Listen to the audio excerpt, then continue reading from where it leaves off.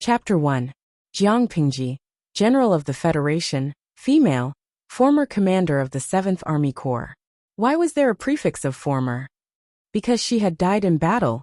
She clearly remembered that death had come very suddenly, and it had even caught her unprepared. However, there was also a benefit to this. At least before she could feel the pain of death, her consciousness had already been withdrawn from her body. There was a deafening roar in his ears, as if his eardrums were about to burst. The world was dyed red. The next moment, the scenery in front of her turned into silent darkness, and an indescribable chill swept through her soul. Although it was a little regretful to die like this. However, for many warriors, dying so painlessly was also a blessing. However, as an atheist who had always advocated science, she had never thought that people could still feel after death. What she didn't know whether to laugh or cry was that the pain she hadn't experienced before her death was actually experienced after her death. An indescribable pain came from all over her body. She, who usually never frowned when she was injured, almost couldn't help but howl. It hurt, and it was the kind of pain that made her see stars. This kind of pain left a deep impression on her. It was as if she was forced into a small box, and someone was constantly using external force to compress it inwards, reducing the space inside the box. Moreover, there seemed to be no end to this process. It was as if he would not be satisfied until he compressed her to the size of a palm. Suddenly, the bone-piercing pain seemed to have exceeded a certain extreme point, and something crashed into her head with a bang. Ouch! Jiang Pingji couldn't help but want to curl up. The pain in her head even overshadowed the pain in her limbs. She didn't have the slightest bit of rationality or time to think about other things. It was as if other than the pain of explosion and tearing, there was nothing else. Hot. She didn't know how long the intense pain lasted. She even suspected that she had gotten used to it. An indescribable heat completely surrounded her. She felt like she had fallen into a boundless sea of fire, and all the water in her body seemed to be evaporating. Where am I?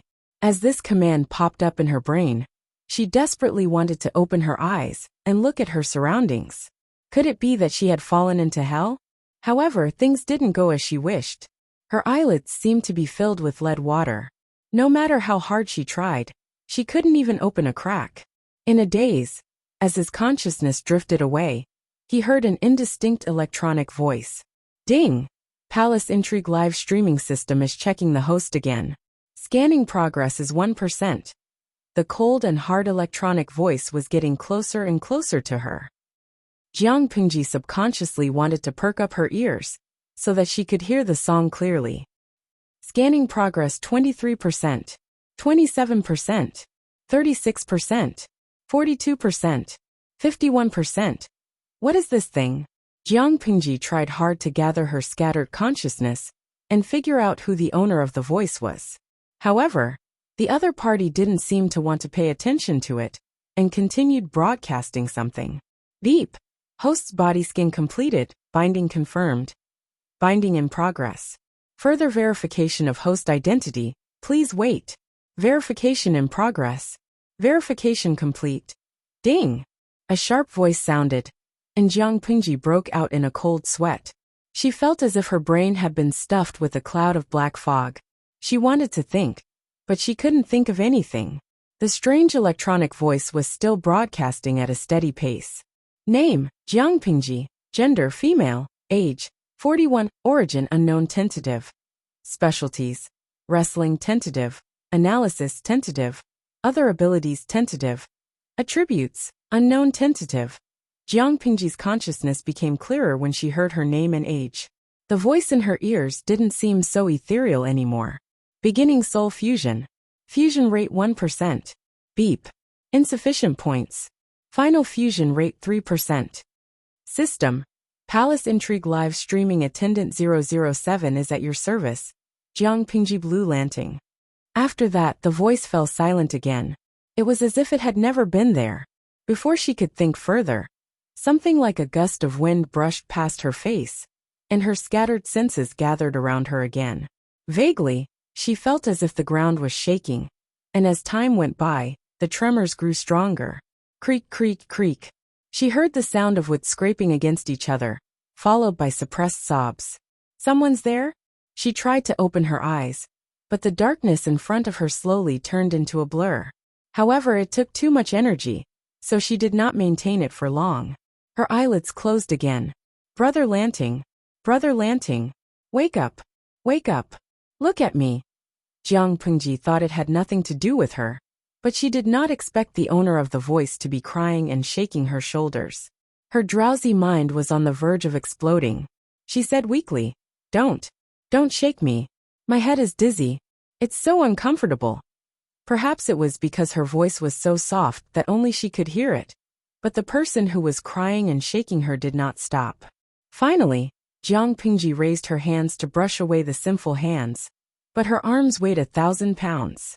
Even moving a finger took all her energy. In the end, she simply gave up on this action. She adjusted her breathing while enduring the noisy sobbing in her ears. She could not stop or resist, so she could only endure it. Perhaps when she got used to it, she would not feel so uncomfortable anymore. It was obvious that Jiang Pingji was not the only one who found the crying annoying. The other person even expressed his disgust. These stinky women only know how to cry. It's annoying to hear. Bah! Swallowing hard, the rough-looking man driving the cart raised his whip and lashed the horses hard. The mountain road was rugged, and the carriage was on the verge of falling apart. His curses did not stop the crying in the carriage. Instead, it became louder because of fear. Annoyed, the rough man raised his whip and whipped the curtain of the carriage a few times. The string of beads and bells rang, and the noble lady inside was frightened. Cry again, and I'll whip you to death. There was more than one carriage racing on the mountain road. There were 2 other carriages running behind, and they were not far from each other. If the carriage was driven on an unfamiliar mountain road, it was very likely that the carriage would be destroyed and the passengers would die. However, the driver was familiar with the road and knew the mountain road like the back of his hand. Moreover, they were in a hurry, so the 3 luxurious carriages looked like they were racing. Chapter 2. That's right. She's pretty, so what if she's a little delicate? Go. As he spoke, the coachman on the other carriage lashed out at the horse's butt. A crude man who doesn't understand pity. If a young lady cries a little, that's also pretty. If it was him crying, I would have slapped him twice. To put it bluntly, this was also a world that valued appearances. No matter how a good-looking beauty cried, it was still a beautiful scene that was pleasing to the eye. If it wasn't good-looking, for example, a 7-foot-tall man, who pretentiously wiped his tears and sobbed, who wouldn't want to slap him in the face? Who asked you to cry blindly? First master, what you say makes sense. Wasn't there someone who said that if he could hug a woman in each arm, he would be dissolute even as a ghost? The burly man with the broadsword on his waist laughed. His voice was so loud that Jiang Pingji could hear it clearly. He said, We brothers don't have to die and become ghosts. We can still have beauties in our arms and have fun day and night. As soon as he said this, the mountain path was instantly filled with the loud laughter of a few people. There was an indescribable pleasure, lust and wickedness in it. This group of 7 burly men were all bandits living in the deep mountains near Hejian County. They had become bandits, robbing and committing all sorts of crimes. Someone said that a group of fairies had brought their maids and old women out for a stroll, and that there weren't many guards around them. Wasn't this because the heavens had sent a group of fairies to warm their beds, because they were lonely at night? Of course, what shocked them even more was to come. These fairies were actually noble ladies of the gentry clans. Seeing the clan emblem on the carriage, these bandits felt their hearts tremble.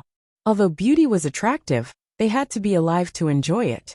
But when they thought of the high and mighty noble ladies who had to go pale and enjoy themselves under them, who wouldn't have the guts to do so? In the face of beauty and the temptation of profit, the group of ferocious bandits immediately raised the broadswords in their hands and finally reaped a great harvest. Leader, why don't we just kill that sickly person inside and throw him out? It would be too unlucky if he died of illness on the way. The one who spoke was a crippled bandit. He pointed at the carriage and said, He looks like a kid. He's much uglier than those girls. Inside the carriage sat 3 beautiful young girls dressed in silks and satins. They were all quite young, but they were all true beauties. There was also a young man in a green robe curled up in the carriage. The jade crown that bound his hair was gone, and his long black hair was scattered all over the ground. She was curled up in the carriage, unconscious from the heat. Taking a closer look, one could see that his eyes were handsome, and his loose collar revealed a corner of his light yellow doo-doo. His chest was also slightly bulging. This was clearly a girl dressed as a man. The bearded first master laughed. She's a female after all. Let's keep her. We still have our brothers in the village. How can there be enough women? In the past, we didn't even see a female mosquito. Apart from Lao Si, who else had a woman to warm the Kong? Jiang Pengji listened to the conversation outside the carriage and was shocked. Sister Jingxian, Brother Lanting still hasn't woken up. What should we do? Jiang Pengji could hear the girls sobbing. The voice was unfamiliar to her, but the other party's message automatically appeared in her mind. You're already a clay Buddha crossing the river. How can you care about others? Wei Jingxian pursed her pale lips and gripped her handkerchief tightly. Her knuckles were white and red. She snapped. Mind your own business. Being scolded like that, the cat-like girl with red eyes lowered her head in fear. She did not dare to look Wei Jingxian in the eye. Everyone in Hejian County knew that the eldest daughter of the Wei family and the second son of the Lu family had been betrothed since they were young. However, how could the prideful Wei Jingxian maintain her composure when a childhood sweetheart turned into a childhood sweetheart who shared the same gender as her? If not for this incident, would she have to wait until the day of her wedding to find out that her husband was a girl? For Wei Jingxian, the humiliation that her fake husband brought her was probably worse than the unbridled laughter of the bandits outside. It was another unfamiliar girl's voice, but the other party's name still appeared in her mind. In a daze, Jiang Pengji thought that Wei Jingxian was her fiancé. Wait a minute. Her mind quivered, and she almost jumped in fright. Fiancé? What the hell? Jiang Pengji was almost scared to death by the information that appeared in her mind. Since when did she have a fiancé? Jiang Pengji began to consciously comb through her thoughts. Finally, she found that there was a stranger's memory in her mind. The owner of the memory was a young man, or rather, a girl dressed as a man. Her name was Lu Lanting. What was going on? Why did a stranger's memory appear in her mind? At this time, before she could think of a reason, the carriage that seemed to be falling apart finally stopped shaking. Stop. Come out, you stinky bitches. Don't make me treat you. The car marks were too obvious. Hejian County might be in chaos now that so many aristocratic ladies had been lost. To put it bluntly, Hejian County might be in chaos now. The bailiffs and servants could follow the carriage marks to find them. They wanted to live longer, and they could not even leave footprints. Therefore, they had to change to another mode of transportation. Boss, why don't we enjoy two of them first? Looking at the beautiful noble ladies climbing down from the carriages one by one like quails, the bandits' eyes were glued to them. One of them licked his dry lips with his saliva, looking like a perverted hungry wolf with his eyes shining. Just the thought of having sex with one of the beauties was enough to make one's blood boil. The girl he had his eyes on was so ashamed that she wanted to die. She wanted to hide herself so that no one could find her. The bandit leader stopped in his tracks and patted his subordinate with his huge palm. What are you thinking about? Go back one by one and take your time. What's the point of playing now? Who knows? Your captors will be here before you can even pull up your belt. With that, the bandit leader licked the blood at the corner of his mouth with a fierce look in his eyes. He looked at the noblewoman with an unfriendly gaze. Although it was easy, they had paid a price. There were more than 20 brothers who had come, but there were only 7 left. Since their boss had spoken, the bandits had no choice but to bear with it, but they could still take advantage of the situation. The crippled bandit carried the unconscious Jiang Pengji out of the carriage, cursing as he did so. No one knew that Lu Lanting, whose brain was about to explode, had quietly opened her eyes and then closed them again. System, Jiang Pengji called out in her heart, and a clean, transparent panel appeared in front of her. Name, Lu Lanting, Lu Shi Lanting, also known as Lu Lanting. Base strength 5. Strength fusion plus 30. Gender, female, disguised as a man, replacing the deceased brother, Lu Lanting. Age, 4112. Born in the third year of Tianwu's flower festival birth. The second son, eldest, of the Liu family in Hejian County. Fiancé, Wei Jingxian, the second daughter of the Wei family in Hejian County. Specialty: 6 arts of rights, beginner, fighting, expert, analysis, tentative, other abilities, tentative, attributes, charm, hidden 21, appearance 75, channel, live stream, sufficient points yet to be unlocked. Streamer level 1 as a woman from the future who had come from the information age. Jiang Pingji did not pay much attention to entertainment, but she knew that there was something extraordinary in her mind.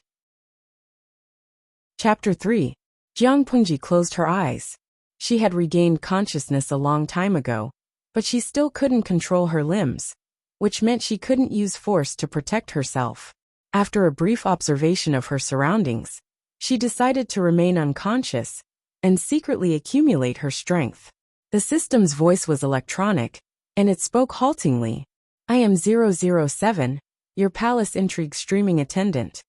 Jiang Pingji raised her eyebrows discreetly. "There's another memory in my head that doesn't belong to me. Is that also your doing?" It would be strange if she felt good to find a stranger's memory in her head the moment she woke up. Memories were the most private of secrets. What was the difference between an outsider's interference and flirting with a virgin?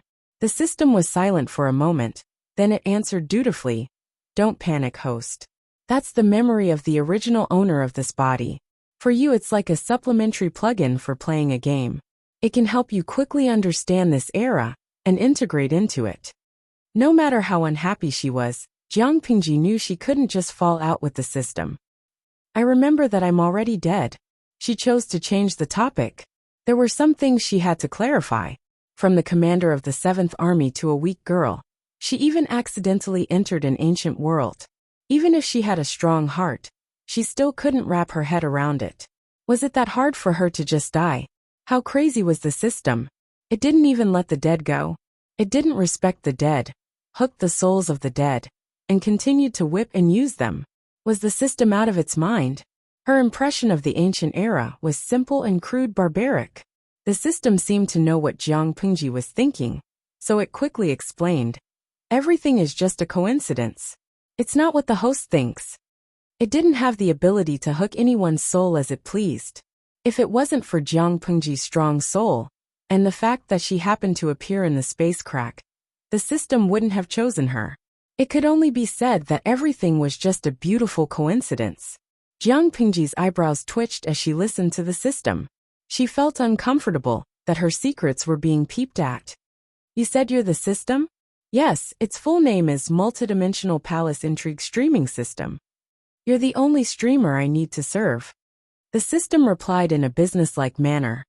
"As the host, your mission is to start a live broadcast.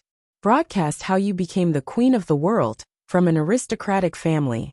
Live stream, as an empress?" If she had not closed her eyes, Jiang Pingji would have widened her eyes in shock. What the hell was this? She had no interest in it at all. "That's it.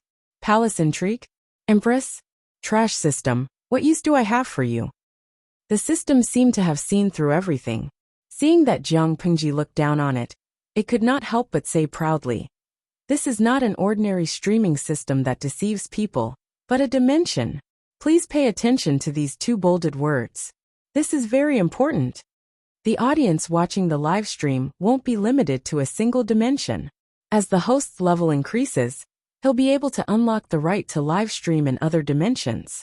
For example, if the host can unlock the qualification to the cultivation dimension, if the audience there is satisfied, they can even reward you with elixirs, cultivation techniques, rare herbs, and even immortal demon beasts." Jiang Pingji thought about it. After weighing the pros and cons, she decisively chose to reject it. "I'm still not interested. Damn it. If the dimension where the live stream happened to be her old nest, the animals in the 7th Army would laugh at her for the rest of her life." The system was silent. It had never met a host who was so unmoved by force or persuasion. Or rather, a person with a hole in their brain. Was the information it threw out not tempting enough? Or was there something wrong with the host's IQ, and her language comprehension ability was deficient? It was said that it was a dimensional streaming system. This was equivalent to an alternative dimensional trading system. Through the reward from the audience, the host could obtain items from another dimension. The advantage of a small investment was that if it could connect to the cultivation dimension and receive elixirs, spiritual beasts, or cultivation techniques as rewards, the host could even become a cultivator. Perhaps he could even become immortal. This was a benefit that others might not be able to get even if they begged on their knees. After listening to it, which of the previous hosts did not have their eyes lit up? There was no need for it to urge them to start a live stream. They took the initiative to apply and worked diligently every day. It was extremely worry-free. It had been smooth sailing for so long, but it was the first time the system had encountered such an uncooperative thorn. The system felt wronged. It felt bitter in its heart, but it could not express its bitterness. Why couldn't it be given a worry-free host? However, the system was bound to Jiang Pingji. It could not be separated from her in a short period of time. Therefore, even if it was unwilling, it could only rely on her now. Even if it had to coax her and call her ancestor, it had to coax her to start a live stream. After thinking about it, the system analyzed many possibilities and finally picked out a strong temptation. If the host is willing to start a live stream, I can help you get out of your current predicament. Not only that, if your streamer level reaches the top, you will even have a chance to make a wish. Jiang Pingji snorted coldly. You're not bad. You can actually pinpoint my lifeline. I'm not interested in the second one, but the first one is a little interesting. Those bandits had a lot of human lives on their hands. If that group of beautiful girls entered the bandits' lair, their fates could be foreseen. The system was choked by her. According to a normal person's thinking, wouldn't they be more concerned about the second one? That was the benefit that was linked to its own interests. If Jiang Pingji could reach the top of the streamer level, she could easily make a wish to go back in time and change history. However, that was not the point. As long as it could coax Jiang Pingji to start a live stream, the other details could be discussed later. So the host agrees to start a live stream? Jiang Pingji urged in her heart. I agree, but there is a condition. I want to recover quickly. I need the host's help. As long as I start a live stream, even if there is only one audience, I will have spare energy to help you recover quickly. Since it was a palace intrigue live stream, the source of its power was naturally related to the live stream. In fact, in order to send Jiang Pingji to this fresh body, the system had used up all its energy. Without a live stream, there would be no popularity. As a live stream system, how was it different from a salted fish? However, that was not a problem. If one had to invest now, there would be more popularity in the live stream in the future. Jiang Pingji did not trust the strange system that appeared out of nowhere. She maintained a distant attitude towards it, but the only thing that could help her now was this strange system. She took a deep breath and secretly prayed that the live stream would not lead to her hometown. That would be so embarrassing. Chapter 4. Jiang Pingji did not agree to the system's request for herself. She was used to seeing blood on the battlefield, and she no longer cared about life and death. The people who were supposed to be dead were still talking nonsense with the system. To her, every word she said was worth it.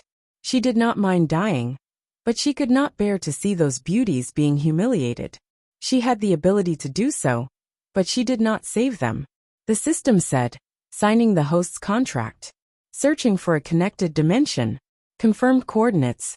Live broadcast begins. The transparent panel made a buzzing sound, and the loading button in the middle spun a few times. Suddenly, a full view of the live broadcast appeared. Through the screen, she saw her body being carried by a burly man and thrown to the ground with a thud. All the captured noble ladies were locked in this musty and smelly hut. After climbing a mountain for a while, these delicate noble ladies had suffered a lot. Now they lowered their heads in silence, listening to the bandits' obscene laughter. Everyone knew that once the bandits were done with them, they would not be able to escape the fate of being defiled. Jiang Pingji waited quietly, minute by minute, until a line of white words with a question mark floated across the screen. Finally, an audience member. System, she gritted her teeth. How dare they throw me? If I don't teach them a lesson, They'll think that I, Jiang Pingji, am a pushover. The system was trustworthy. After gaining some popularity, it immediately helped Jiang Pingji adapt to her new body. As for the rest, it could only say that it was powerless. To put it bluntly, there was not much the system could do. If Jiang Pingji could not save herself, the outcome would be the same. Of course, the system was very confident in Jiang Pingji. Not because of anything else, but because of the Force Fusion plus 30 attribute. The so-called Force Fusion was to digitize the soul's force when it was alive and integrate it into the current body. It was one of the host's advantages, winning at the starting line. It quietly glanced at Jiang Pingji's Force Fusion. It was only a pathetic 3%. But knock on the blackboard, there's an important point. The final increase in Force Fusion was 30 points. It was only 3%, but it could add 30 points to Force Fusion. The original owner of this body, Lu Lanting, only had a Force Fusion of 5. She was a real fighter. Therefore, the system could calculate Jiang Pingji's Force Fusion in her previous life. It was so high that it dared not look at it. The body's Force Fusion and Force Fusion only had 35 points, which was basically the same as an ordinary adult man in this era. If that was the case, it would seem that Jiang Pingji was in a very dangerous situation. Actually, Jiang Pingji had a high chance of winning. How could a woman with such force in her previous life not know how to fight? My dear friends, with a wealth of combat experience, wouldn't it be easy to beat up an adult man who was messy and disorganized? Although the first scene of the live broadcast was already bloody and unladylike. But, if the scene was a little more unique, perhaps it would attract more viewers? Jiang was and Force Queen, the queen was queen. It was quite efficient. Not long after, Jiang Pingji felt that the stiffness in her limbs had decreased by more than half. Although her flexibility was still worrying. But this was someone else's body, so she could not ask for too much. She moved a little, and the results were gratifying. She couldn't help but secretly sigh in relief. To avoid trouble, the bandits tied all the noble ladies up when they got off the carriages. Even the unconscious Jiang Pingji was no exception. She opened her eyes and sat up from the ground. She frowned and moved her wrist. The bunny girl was the first to notice Jiang Pingji's actions. She could not hide her joy and tears welled up in her round eyes. Brother Lanting, sister, you're finally awake. That's great. Jiang Pingji looked in the direction of the voice. According to Lu Lanting's memory, the girl in front of her was very close to her. Yes, I'm awake. She smiled at the girl reassuringly. She was never stingy when it came to beautiful women. However, the harmonious atmosphere was interrupted by a disharmonious voice. Wei Jingxian sat in the corner with her hands tied behind her back. She snorted coldly and said with a sharp tone, "Why did you wake up at a time like this? Even if he wakes up, he would still be a burden." If she remained unconscious, the bandits might feel disgusted and let her go for now. Maybe they would come to rescue her. Wei Jingxian pursed her lips stubbornly to hide her true emotions. But in the next second, she met Jiang Pingji's gaze. She could not help but blush. But very quickly, she reacted, and her face turned pale again. She snorted and turned her back to the wall. Out of sight, out of mind, out of mind. Jiang Pingji saw Wei Jingxian's reaction, and was intrigued. Wow, she's a proud classical beauty. Jiang Pingji's cuteness was on point. Jiang Pingji did not have many hobbies in her life, but there was one thing she could not bear to change. She was obsessed with beautiful women. At that moment, a white message with a string of question marks appeared on the screen. It was sent by the first audience member, who did not seem to understand what was going on. Perhaps the room full of Lolas was too beautiful, so the audience member stayed. The rabbit girl looked at Jiang Pingji hesitantly, then at the sulking and ignoring Wei Jingxian. She was caught between a rock and a hard place. At that moment, Jiang Pingji tried to twist her wrist. The rabbit girl saw her move and said sadly, "Brother Lanting, even though you're my sister, I'm still used to calling you that. Those bandits tied me up so tightly that I couldn't untie it." Jiang Pingji secretly rolled her eyes.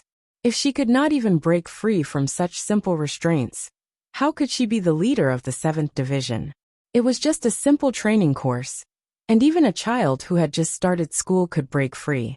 However, she did not let go immediately. Instead, she chose to maintain her original state. Don't be afraid, Wan-er. Your brother is here. After saying that, there was some muffled laughter in the room, as if mocking Jiang Pingji for overestimating herself and calling herself brother. Jiang Pingji did not take it to heart. As one of the lambs waiting to be slaughtered, her words were laughable. However, Shangguan Wan, who was only 11 years old, was just a child who had just been weaned and needed to be comforted. But, I'm still scared, Sob. I'm scared. Shangguan Wan was a little girl who liked to show off. She was the eldest daughter of the Shangguan family and the treasure of the family. She had been pampered since she was young and had never suffered such grievances. For the poetry outing, she had specially styled her hair into a cute double-ringed bun. Now that her hair was messy, she looked very pitiful. Chapter 5. Not only was Shangguan Wan not comforted, but she cried even more pitifully. Low sneers and disdain came from the surroundings, mocking her for overestimating herself. Wasn't Lu Lanting a complete loser? If he really had the ability, how could he have been scared by the bandits to the point of having a fever that wouldn't subside? Jiang Pingji glanced at them and directly translated the inner thoughts of the noble ladies. She couldn't refute it. Who asked the original owner to be a fighter? Fighting 5 trash, no human rights. Calculating the time, Jiang Pingji estimated that the bandits would be wiped out soon. Jiang Pingji closed her eyes and thought of a plan. See, this is the inconvenience of not having enough strength. If she was still her old self, why would she need to use her brain? She directly kicked open the door of the small dark room and tore apart any bandit she encountered with her bare hands. Her martial arts skills were not something that could be reasoned with. The simple and dim room was filled with a depressing atmosphere. No one said a word. The one who was most confused was probably that audience member. After a while, Jiang Pingji saw that the audience could not help but post a third bullet screen. This time it was not a series of question marks. Tudafetio, can I ask, what is the host broadcasting? He stared blankly for a long time. Other than a few words from a group of people in ancient costumes, there was nothing else. However, the Lolas in this room were really good-looking. When they grew up, they would definitely charm people to death. Jiang Pingji lowered her eyes and seemed to be thinking about something. Seeing this, the system immediately reminded her. You don't have to speak directly. You can use your mind to transmit what you want to say. Host V, the main mission is to broadcast how to be a queen, and the current side mission is to save a room full of little Lolas. If the live broadcast fails, you may see all the little Lolas, including me, being raped by the bandits outside in real time. The system? What kind of host would be so brazen and frightening? The audience member sent another string of white ellipses. It was obvious that he was also frightened by Jiang Pingji, who was tough and violent. Tudafetio. I hope the host can complete the side mission. Moreover, it's currently the harmony period, so the scene of the side mission failing cannot be shown. The audience member was also extremely embarrassed, or it could be said that he did not take what Jiang Pingji said seriously. Jiang Pingji raised her eyebrows and secretly poked the system. Will it be banned if the content is too inappropriate for children? The system said proudly. This is a direct live broadcast through the channel of the plane. The means over there cannot block the host's live broadcast channel. Since it was marked as a Palace Struggle live broadcast system, how could it not have dark content that was not suitable for children?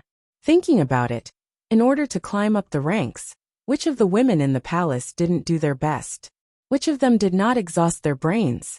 Which one of them didn't use all their means? Which one of them was not sinister and vicious? The system's mind was filled with plots and schemes, but Jiang Pingji was thinking of another scene. As someone who was used to seeing blood, she had a high degree of acceptance towards it. In her eyes, an ordinary scene might scare the audience on the other side of the live broadcast to tears, and it might even cause psychological trauma. As for the system's idea of broadcasting the internal fights, from the concubines to the Empress, when did she agree to that? Previously, he had only promised the system to start a live broadcast. As for the content of the live broadcast, there was no specific scope. It was true that Jiang Pingji advocated force, But she was not a simple-minded person in the eyes of others. Only those who had stayed in the 7th Corps and deeply experienced Jiang Pingji's means would know that when she was evil, she could even do evil to herself. While they were talking, Jiang Pingji heard a burst of dense footsteps coming from afar. She secretly counted the number of people. TSK, more than half of the bandits in the village had come. The rest of the people were either standing guard or were probably waiting. Would it be their turn to enjoy after everyone else had enjoyed them? The bandit who opened the door was naturally the head of the village, who was also the leader of the group of bandits. Ha ha ha. Everyone enjoyed themselves today. These are the most precious beauties in Hajin County. Normally, even beggars would be driven away by a single glance. The curly-bearded man laughed heartily. He casually pulled a noble lady's hair and pulled her into his embrace. The noble girl's shoulders shrank, and her body trembled like a sieve. Because her hair was pulled, her scalp hurt, but she did not dare to scream, lest she would suffer more humiliation. She could only bite her lips, and her face was full of horror and humiliation. The bandit leader only cared about his own happiness. He did not notice the slight change in the eyes of the noble girl in his arms. Jiang Pingji saw all this. She looked away and saw that the 2nd and 3rd leaders of the bandits were also hugging a beauty. If she did not make a move, it was estimated that in a few minutes, these people would have a scene that was not suitable for children on the spot. Raising her eyebrows, Jiang Pingji suddenly stood up. Her slightly heroic face was full of playfulness, and she shouted to stop them. Wait a minute. Her voice wasn't loud, but in the midst of the coarse male voices, this slightly heroic female voice was particularly conspicuous. What? The outstretched hand of the bandit leader paused. He looked in the direction of the voice and saw that Jiang Pingji had stood up, but her clothes were still so messy. The bandit leader could not help but scornfully tease her. Could it be that you want to play with me on her behalf? At that moment, the girl who was being held hostage by the bandit leader had a pale face, and her eyes flashed with pain. Jiang Pingji looked the leader up and down, and suddenly said something shocking. Replace? Aren't you afraid that the wind will cut your tongue? If you dare to touch the one in your arms again, don't even think about knowing which little beast killed your sweetheart. As soon as the words came out, everyone was dumbfounded. Some were bandits who did not know the truth, and others were secretly determined to seek death, rather than live a life defiled by noble girls. For these noble girls, the interests of their families and their reputation were the most important, even more than their own lives. If these bandits succeeded, not only would they lose their chastity, but they would also have to give themselves to so many people. Not only would they lose face, but their families would also be humiliated. They could even guess that if this scandal were to spread, the unmarried girls in their families would also be despised. Only by mustering up the courage to commit suicide and preserve their chastity could one or two be saved. However, Jiang Pingji's actions attracted their attention, and they all forgot about seeking death. What? The noble girls looked at each other, not knowing what Jiang Pingji was trying to do. Hee hee, you stinky woman. What nonsense are you talking about? Our leader is wise and powerful. Who dares to touch his woman? A small bandit who did not understand but thought it was awesome chimed in and belittled Jiang Pingji, and at the same time, flattered the bandit leader. Chapter 6. What did you say? The bandit leader strode forward, wanting to grab Jiang Pingji's collar and ask for clarification. She sidestepped and spun around, nimbly avoiding the hand that was reaching out in excitement. I don't like it when people touch me. Seeing that his hands missed, the bandit leader was slightly startled. He suppressed the excitement in his heart and grinned, revealing a mouthful of yellow teeth. Coupled with his bearded face, he looked as ferocious as a green-faced yiksha. Who are you? What do you know? It doesn't matter who I am. You wouldn't know me anyway. All you need to know is that I know more than you know. The bandit leader's eyes flickered, and he looked at Jiang Pingji with cold, murderous intent. He even held the hilt of the sword at his waist with one hand. I know that you committed murder in a fit of rage, because your sweetheart was defiled to death. In the end, you were flogged and exiled to Zisang. It's just that you ran away halfway, and sneaked to Hajin County to become a bandit. Am I right? The bandits in the background were dumbfounded. And the other noble ladies were even more attracted by her actions, forgetting that they were in danger for a moment. What was going on? The system.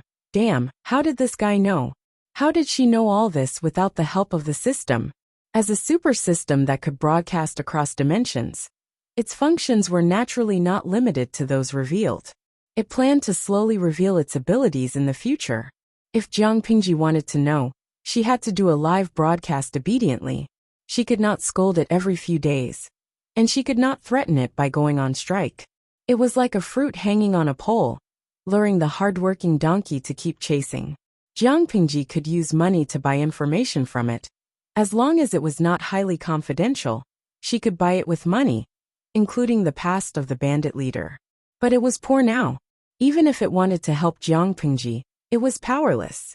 So the question was, how was this guy so sure that the bandit leader had such a tragic sweetheart? The leader of the bandits stared at Jiang Pingji coldly, then suddenly looked up to the sky and laughed. What nonsense! You haven't visited your mother in a long time, right? Jiang Pingji was not affected. She continued, you claim to be a filial son, but you were exiled and fled. You were even willing to become a bandit, but you never went back to see her. Is that your filial piety? As if someone had pressed the pause button, the bandit leader's smile froze in a comical arc. In the end, he fiercely gritted his teeth and revealed his ferocious appearance.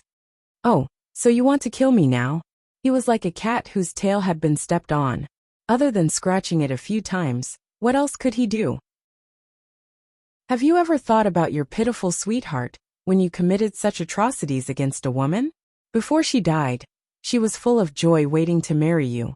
The room was silent, and the atmosphere was so oppressive that no one dared to breathe.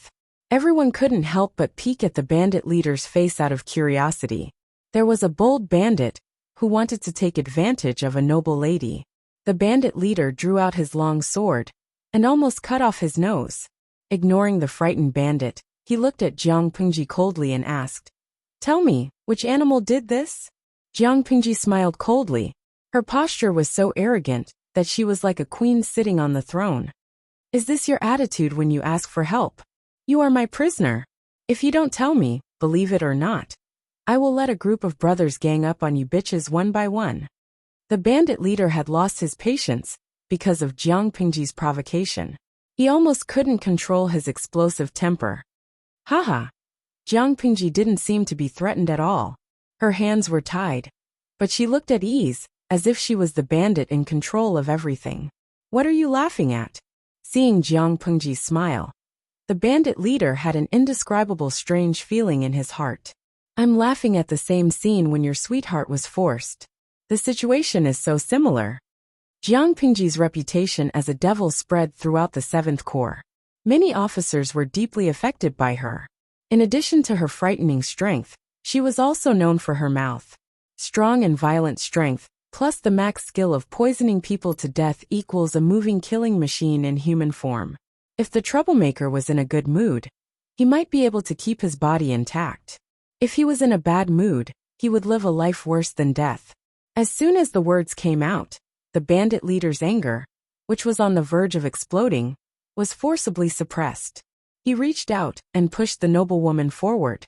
She directly fell into Jiang Pingji's arms, which made her pretty face blush. The bandit leader suppressed his voice and threatened, "How dare you lie to me? When I have enough fun with you, I will sell you to the brothel." "Lie? May I ask which part of what I said was false from the beginning to the end?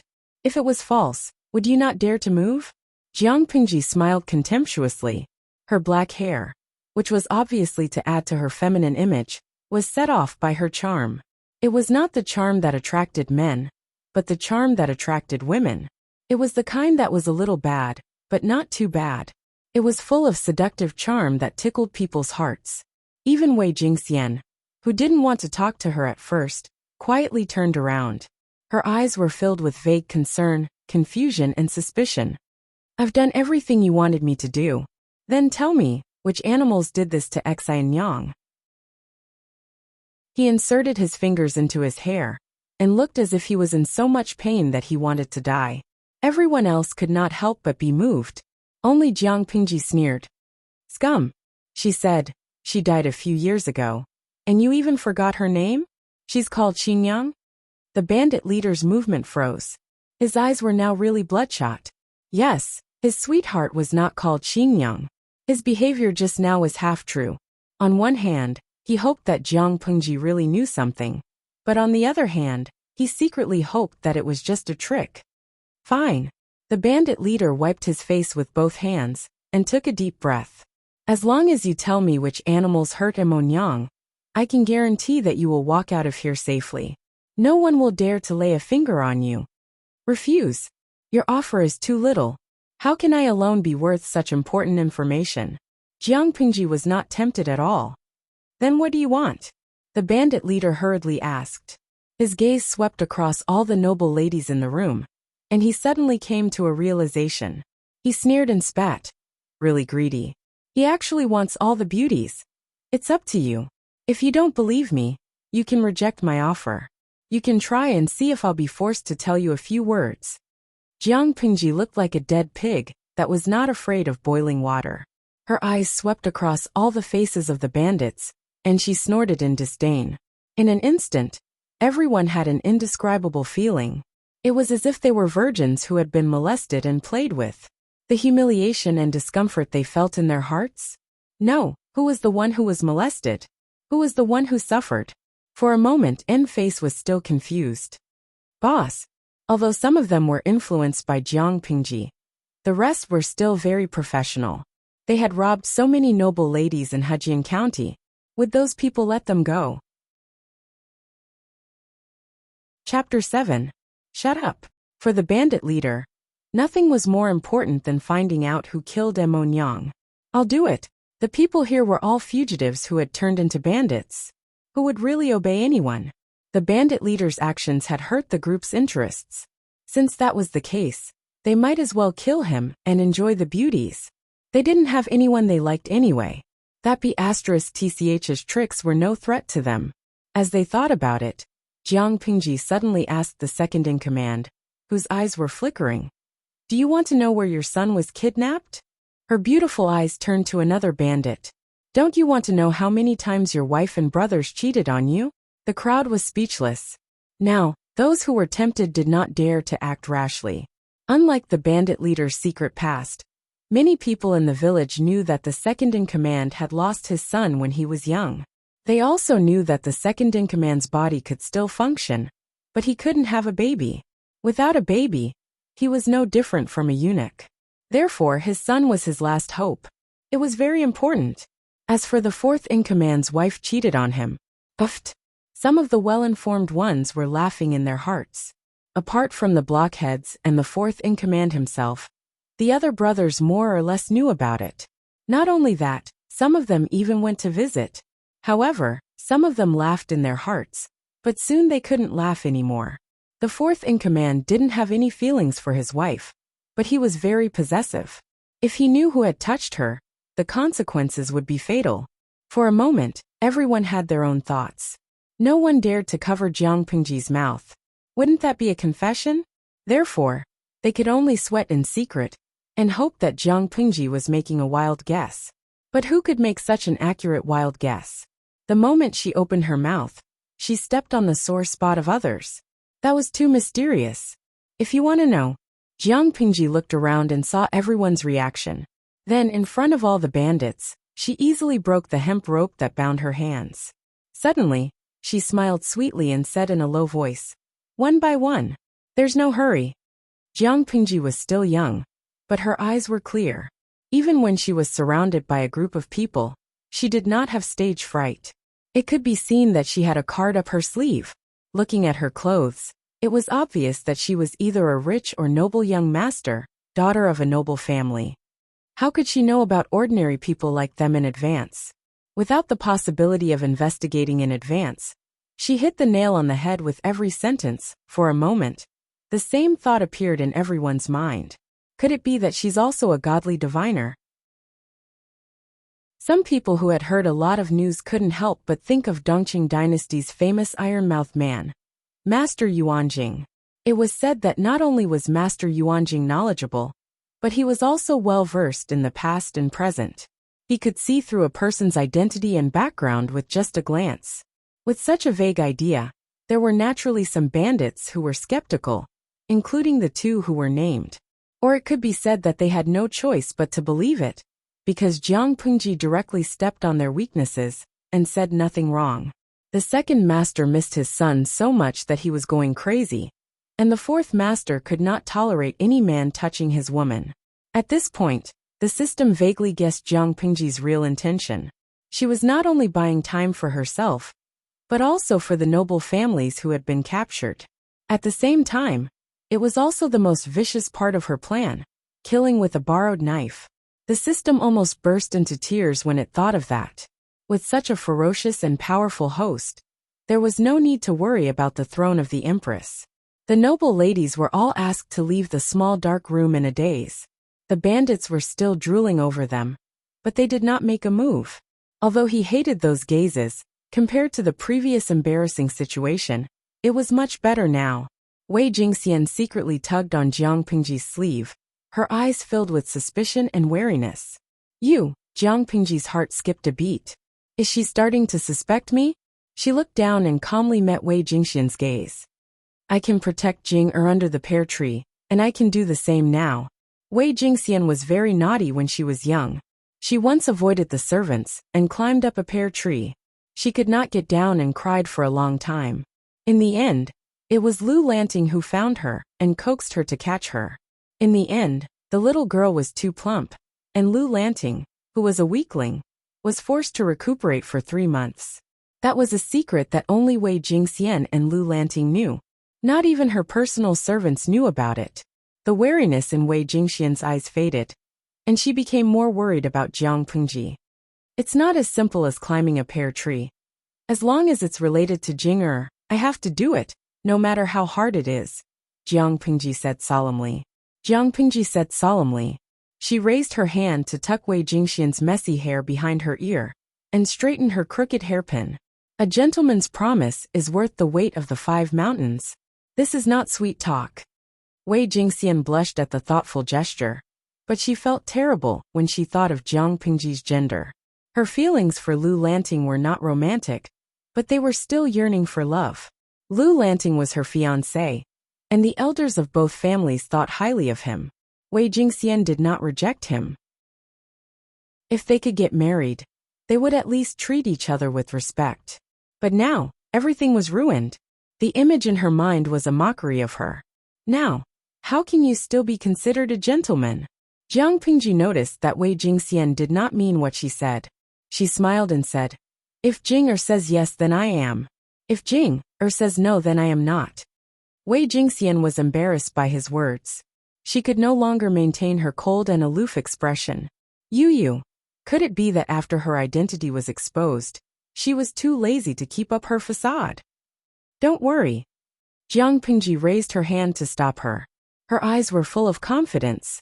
Jing, don't you trust me? Wei Jingxian was speechless. If Lu Lanting had not been frightened by the bandit's knife, she would have trusted Jiang Pengji a little. The bandit's stronghold was simple and shabby. There were only a few thatched huts of different sizes scattered around. If it weren't for the fact that the bandits were all tall, strong, ferocious, and had the air of bandits all over their faces that said, I'm not a good guy, one would have thought that this was a small, ordinary village hidden deep in the mountains. Jiang Pengji had the bandits' weakness. The first master, the second master, and the fourth master were all under her control. The other bandits did not dare to act rashly. Occasionally, they would sneak a peek at the noble women, but at the same time, they avoided Jiang Pengji's line of sight. After leaving the small, shabby hut, the bandits led them to a small hall with a simple signboard. I'll talk to you in private. Can we move to the back hall? Jiang Pengji stared at them with a faint smile. Some of you have a guilty conscience. If I say it in front of everyone, I'm afraid you'll jump up in anger and kill me. I don't mind blood. You guys are also rough men who are used to seeing the wind and waves. But who told you to have such a beautiful woman here? If you scare them, it'll be a sin. Jiang Pengji's gaze swept over the noble women one by one. Her gaze lingered on Wei Jingxian for a second. The girls were embarrassed, but none of them dared to make a sound. If someone else had said those words, They would have been ashamed to death. But Lu Lanting, she wasn't a man with a handle.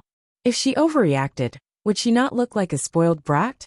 Wei Jingxian could not help but blush, but she quickly regained her composure. Chapter 8. Let's talk in the back hall alone? You have guts. Haha, I admire you. Please. The bandit leader seemed to have read some books. Although his behavior was also vulgar, compared to the bandits around him, he looked more scholarly and refined. While Jiang Pingji was sizing up the bandit leader, he was sizing her up as well, looking at Jiang Pingji, then looking at the noble ladies who couldn't help but hide behind her. There was an indescribable strange feeling in their hearts. It seemed that everyone in the house, including this woman with a temper, were women? Why were they so manly? Lanting. Wei Jingxian's heart raced when she saw that Jiang Pingji was really going to talk to the bandit leader alone. Although they had fallen into the bandits' lair and lost their reputation, they had not been harmed in any way. If they could be saved, their reputation would be tarnished. But if Jiang Pingji was alone with a bandit, it would be hard to explain. Don't worry. Wait for me. Jiang Pingji blinked her right eye. Her mischievous look made people's hearts skip a beat. The back hall was even simpler than the front hall. Jiang Pingji sat down on the main seat, crossed her long legs, and tilted her body. It was not an exaggeration to say that she was unrestrained and unrestrained. In the front, without Jiang Pingji's presence, the girls' days felt like years, and they were anxious. I don't feel safe leaving a bunch of girls in a wolf pack. Let's get straight to the point. I have to go back. Jiang Pingji said she was in a hurry, but it was hard to tell from her posture. I don't trust those scums out there. The bandit leader stood to the side, his eyes anxious. Emonyang was a thorn in his heart that he could not bear to pull out. Every day and night, he wanted to know who killed Emonyang. Jiang Pingji gave him hope, and he did not want to wait any longer. The murderer is right beside you. You just don't know it. Jiang Pingji had a teapot by her hand, but there was a black stain on the rim of the teacup. She glanced at it, and was not thirsty at all. The leader of the bandits was not completely brainless. Hearing Jiang Pingji's words, he became suspicious again. He felt that she was using someone else to do her dirty work. Being a bandit leader meant that he had some skills. However, he had met Jiang Pingji, so he was destined to die. She was the most venomous person in the 7th Division. She was a demon who could spill all the secrets they tried to hide with just one word. The thing that the officers under her were most afraid of was meeting her gaze. They always had the illusion that they were walking around naked. I know you have doubts. You think that I'm tricking you into killing each other. TSK, I'm only speaking my mind. It's up to you whether you believe me or not. Jiang Pingji snorted in her heart. This body was too weak for her. She could definitely escape by herself, but those noble ladies might be mistakenly killed by the furious bandits. For a perfectionist like her who had obsessive-compulsive disorder, this was simply intolerable. The murderer is from your hometown, the one with a lame foot and a slightly bent back. While you were out hunting, he took the opportunity to force himself on Emonyang and threaten her not to say a word. Emonyang was deeply in love with you. She felt so guilty that she killed herself in the end.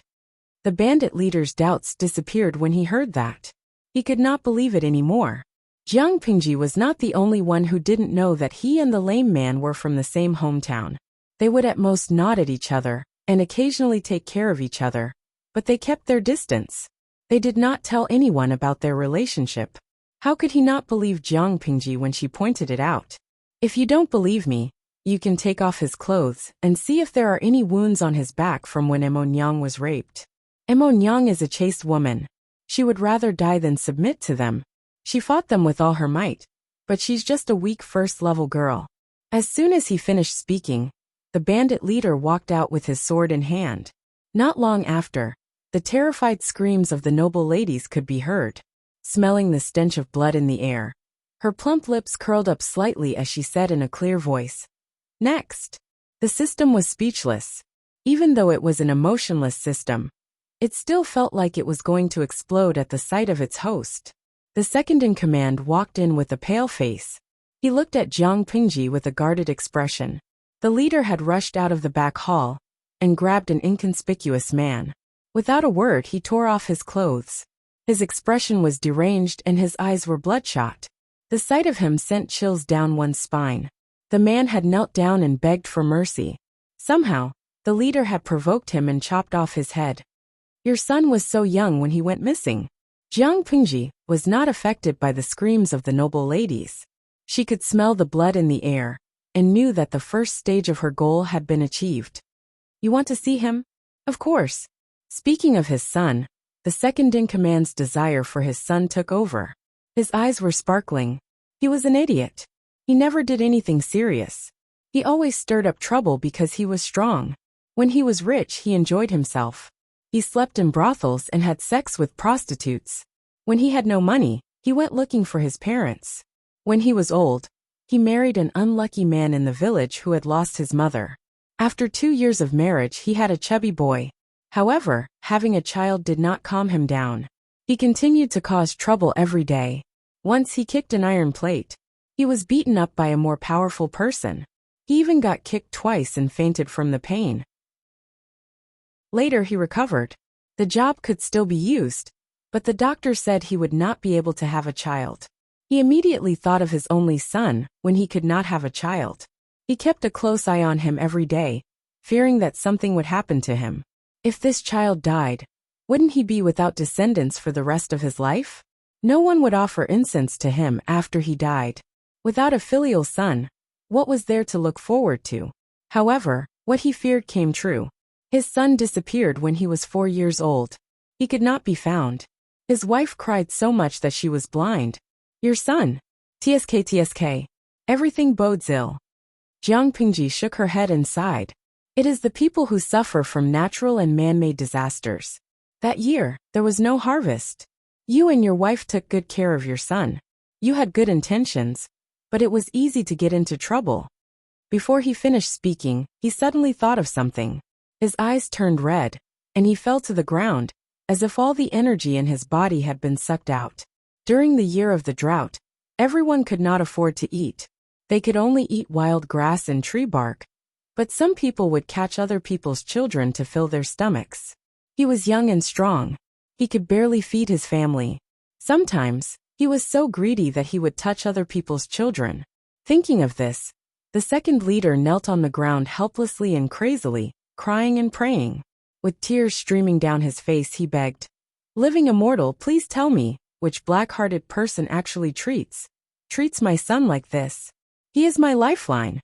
Jiang Pingji lowered her eyes and said calmly, Since you are begging me, I have to tell you. The person who ate your son is from the same village as you. He is also a greedy person like you. I don't know more than that. You can find out for yourself. The system poked Jiang Pingji. Didn't you plan to let them kill each other? Why didn't she tell them who the murderer was? She just said it was someone from the same village. What if they really went to the village to look for him? Stupid. Jiang Pingji secretly curled her lips and chuckled. I am not a god. How would I know who is from the same village? System. Yen%. Yen #. Chapter 9. We provide you with wonderful novels to read. Jiang Pingji licked her dry lips. However, he is from Hejian County, and some of the bandits outside are also from Hejian County. If he is lucky, he will meet someone from the same village. Birds of a feather flock together. The traffic in this world is so troublesome.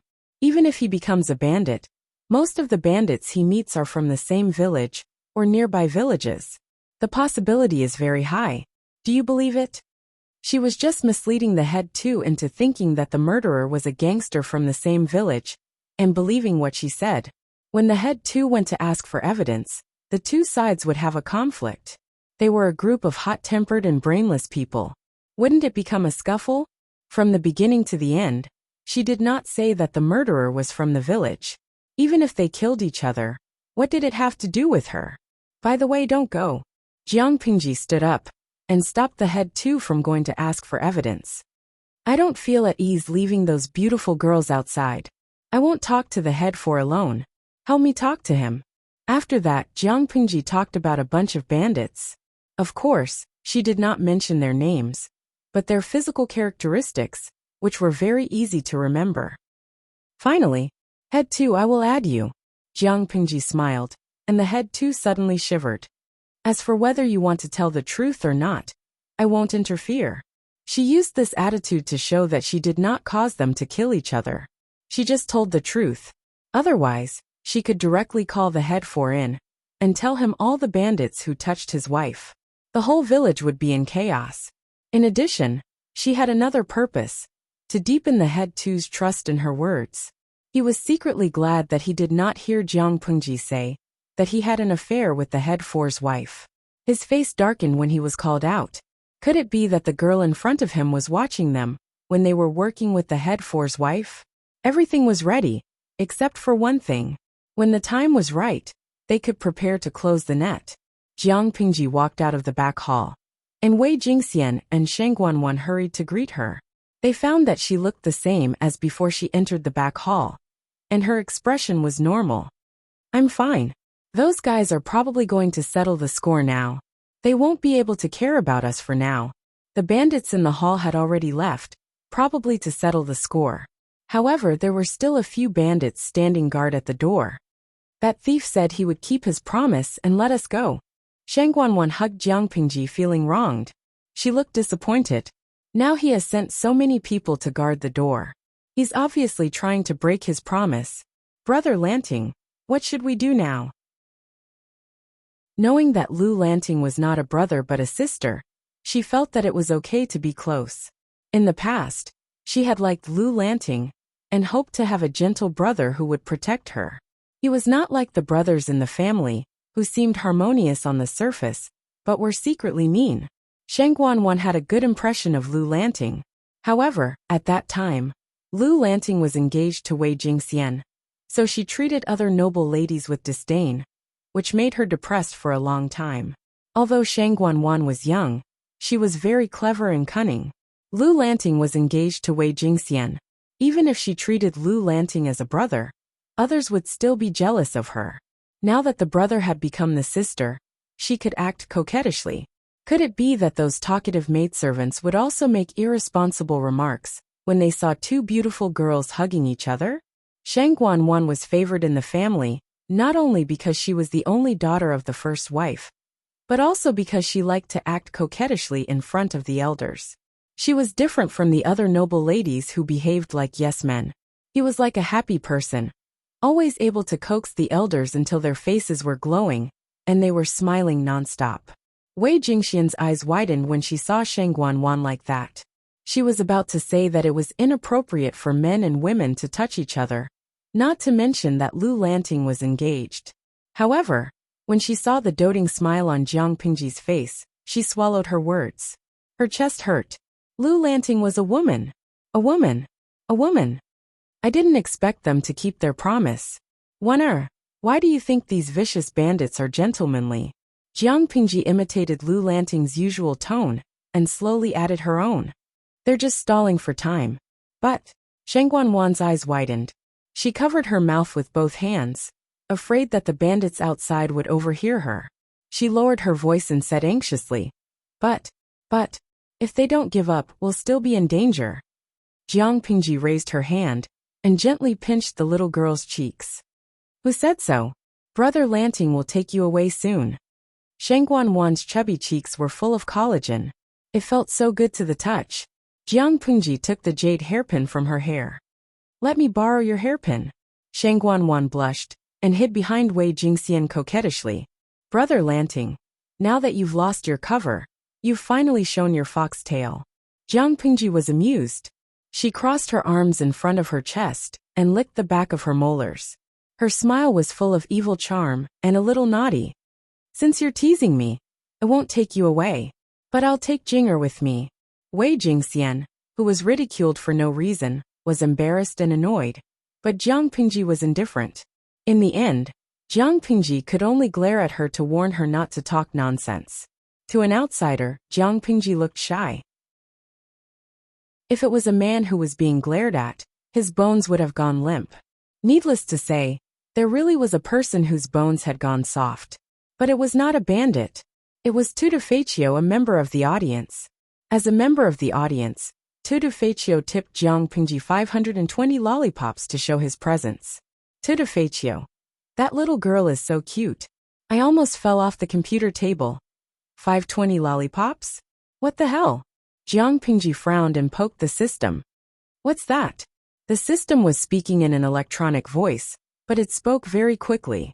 Jiang Pingji could feel its excitement and joy. It was so excited that it was incoherent. Tipping.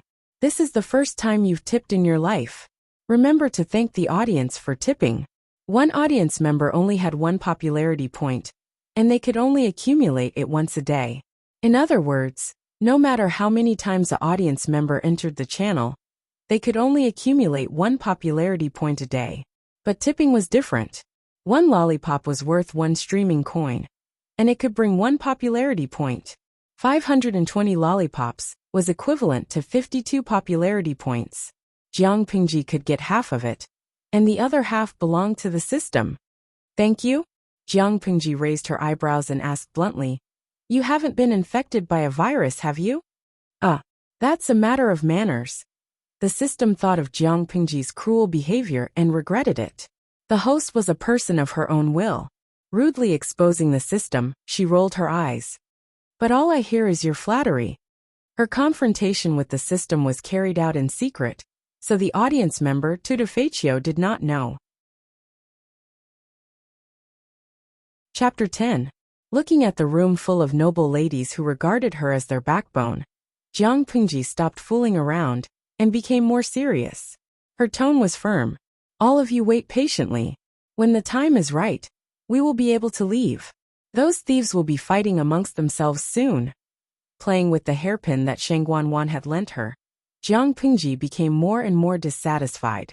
This was not a gold or silver hairpin, but a bright and pure jade hairpin. Even if she didn't know much about it, she knew that it was very valuable. In her hand, the hairpin felt warm and smooth to the touch, and the style was lively and cute, which showed the care of the person who gave it. Although this jade hairpin was expensive, it was not as easy to use as a golden hairpin. At least it was not sharp enough. Sheng Guanwan sat beside her and rested her chin on her hands. Brother Lanting, do you like this hairpin? I don't like it. Jiang Pingji looked up at the little girl and said honestly, It's not sharp enough to kill. Sheng Guanwan's face turned pale.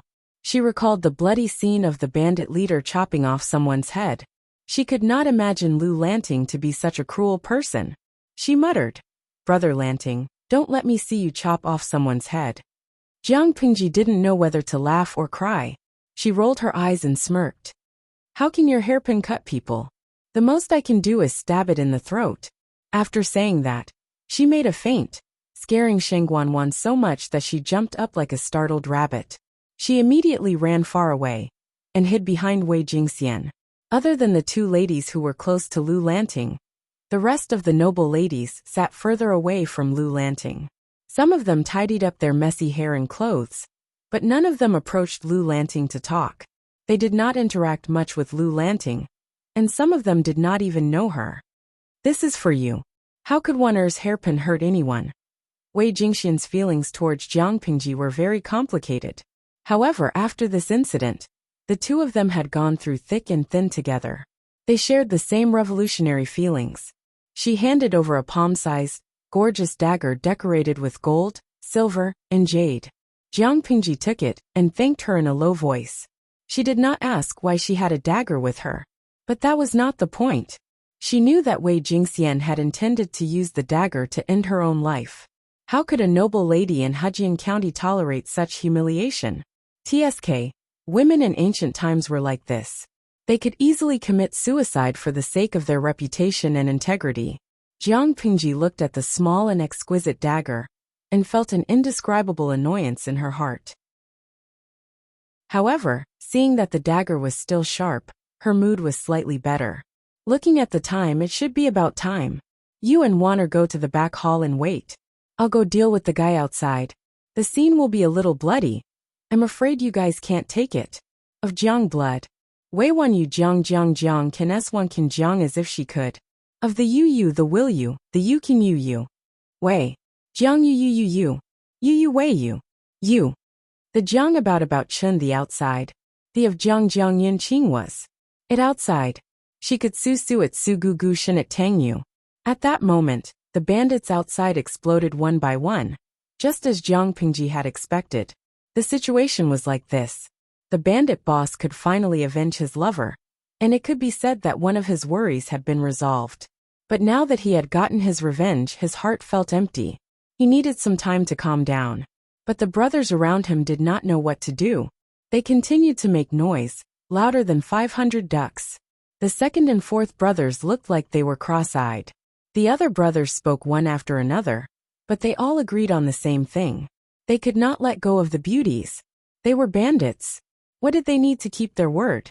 However, the consequence of not doing anything about it was that the second in command killed two of his brothers from the same village out of anger, because of what he saw as abnormal emotions. "You're crazy, second brother." The others did not expect the argument to turn out this way. "I'm not crazy. They ate my son. I want them to pay with their lives." In the beginning, he didn't believe it either. However, when he asked again and again, the other party revealed a flaw and stuttered, which made him more and more suspicious. During the argument, he was so angry that he killed someone. The fourth leader tried to stop him, but he was pushed away. Driven by anger, he said, "Fourth brother, why are you still speaking up for them? Serves you right to be cuckolded by your wife. Serves you right to be cuckolded. Both of them slept with your wife. Do you understand?" As soon as he said that, there was silence. No one dared to look at the fourth leader's face. The second leader looked around. He was in a very unstable state. He pointed at several people. He and he. "These people all slept with your wife. Are you angry? You're a man. Are you angry? These two beasts made me lose my family. What's wrong with me killing them? My poor son. He died so miserably." Those who were pointed out were so scared that they took a step back. Their faces turned pale. How could they not understand such a reaction? They really had ulterior motives. The fourth leader's face turned green. On the other side, Jiang Pingji covered the bandit's mouth with one hand and stabbed him with the dagger. Blood splattered. The bandit did not even make a sound. He was already dead. In the darkness, she was like a gust of wind shuttling in the night. Wherever she went, there was no movement. Hiding in the dark, she blended in with the night. She used her breathing technique to greatly reduce her presence. Even her breathing was so light that it was almost inaudible. Fortunately, this body did not have the habit of wearing makeup. Otherwise, the fragrance on her body could expose her existence. In fact, the system felt that Jiang Pingji was overthinking. These bandits were all outlaws with strength and courage. If they were so strong, they would have found another way out.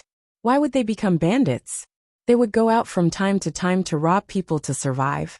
The system had no emotions. It was not moved by Jiang Pingji's killing. At most, it muttered that the host was not right, and her methods were cruel.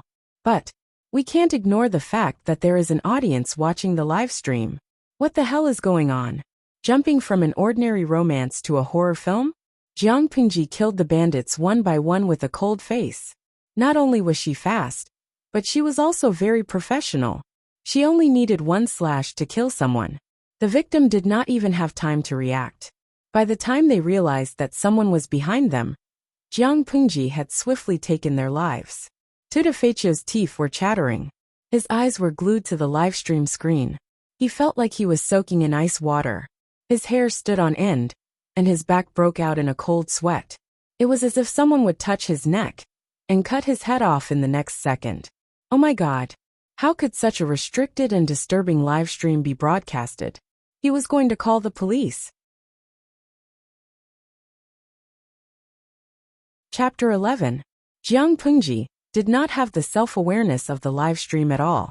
Especially after the system's flattery just now, she felt even more sick of it. To her, the so-called live broadcast was nothing more than the system's wishful thinking. In reality, she still had the initiative. The live broadcast was just like that. If there were people who came, they would watch. If there were no people, they would just leave it on. She was used to being the commander of the 7th Division.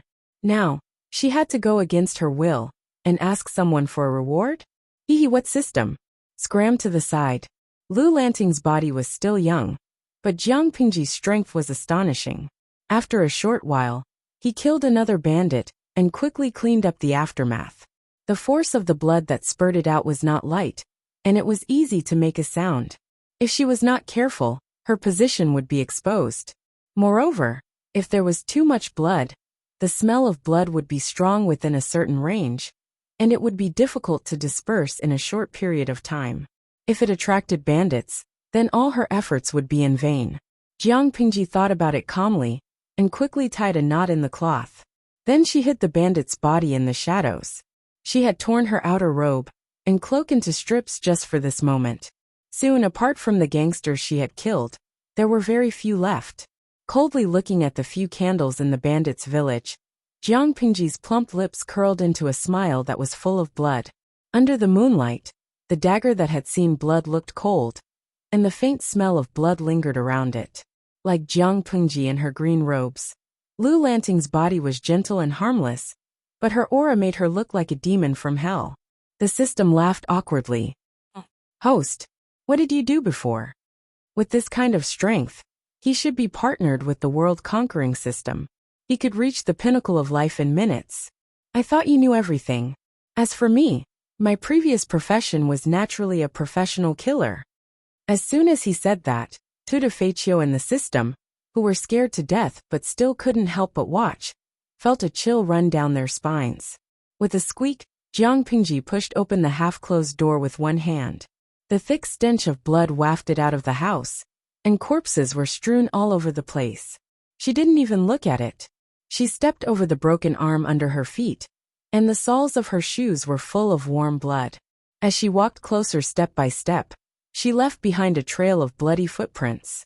"Looks like you're even dumber than I thought." Inside the room, the bandits, who had suffered heavy injuries on both sides, were lying on tables or chairs, looking battered and exhausted. The few leaders were still alive. When he raised the broadsword in his hand, violent emotions dominated his mind, and he couldn't stop killing. The fourth leader was the craziest. He was so angry that he wanted to chop those who had cuckolded him.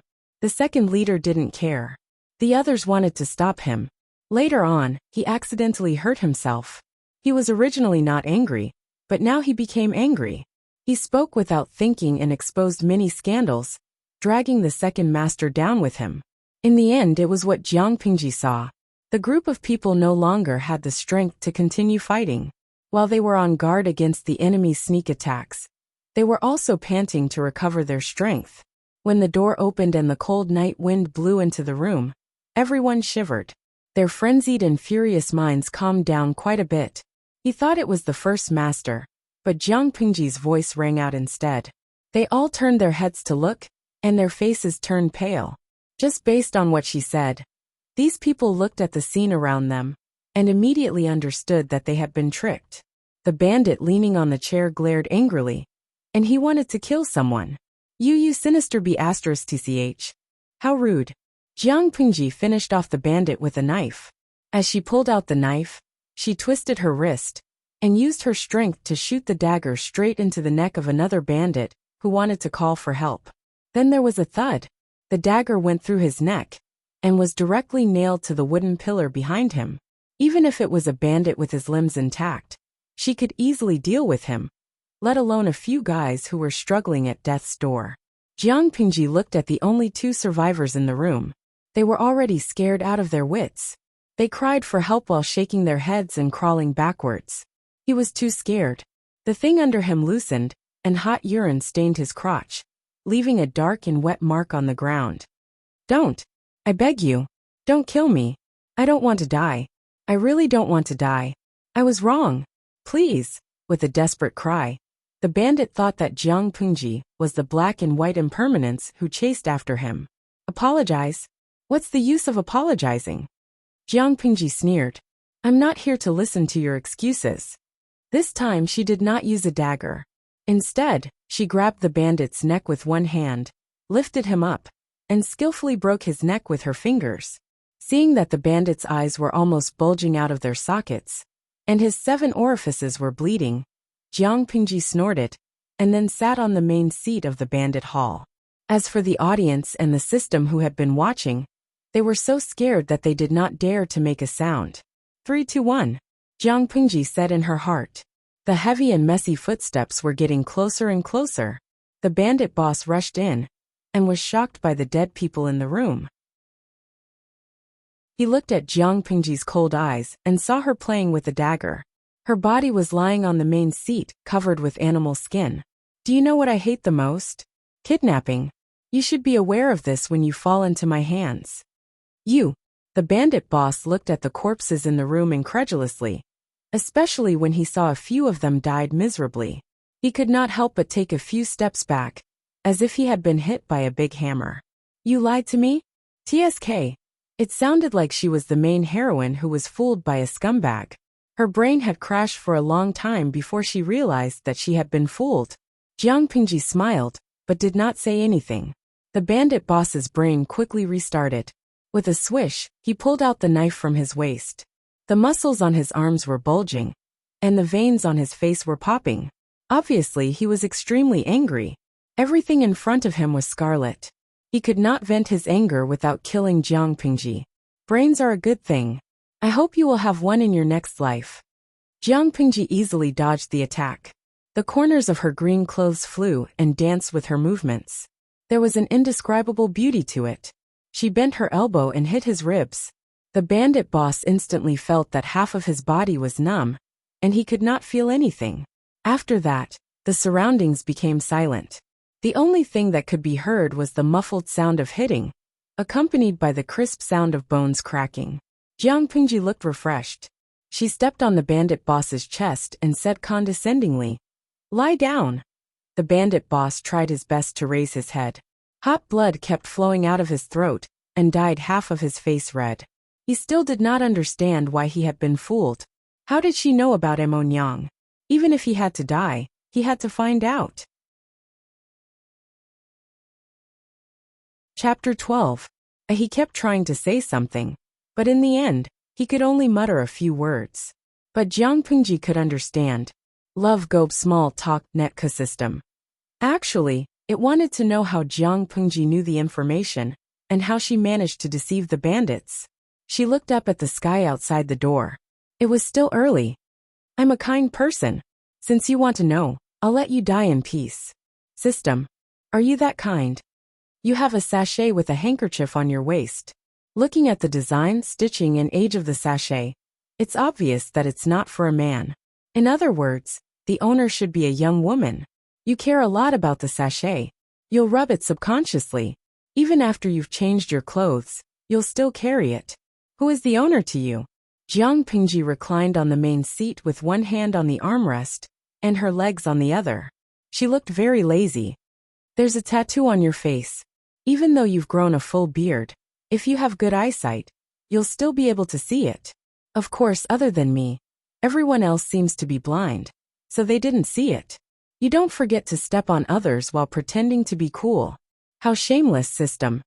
The tattoo clearly states the county where you were sentenced, and the content of your exile to Zisong. But as an exiled criminal, you appeared in Hejian County. Needless to say, you've become a fugitive. I don't think you'd dare return to your hometown to visit your family.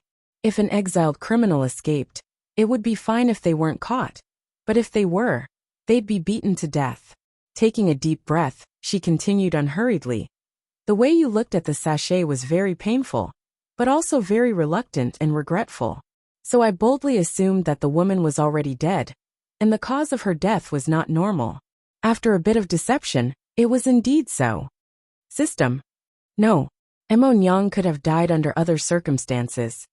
Jiang Pingji secretly rolled her eyes and said to it, when a person has a very deep impression and emotion about a certain behavior, his breath and expression will change when the same thing happens. This is a reflexive psychological reaction. Therefore, when the noble ladies were pulled out of the carriage, and a bandit said he wanted to have a go at them on the spot, the bandit leader reacted that way.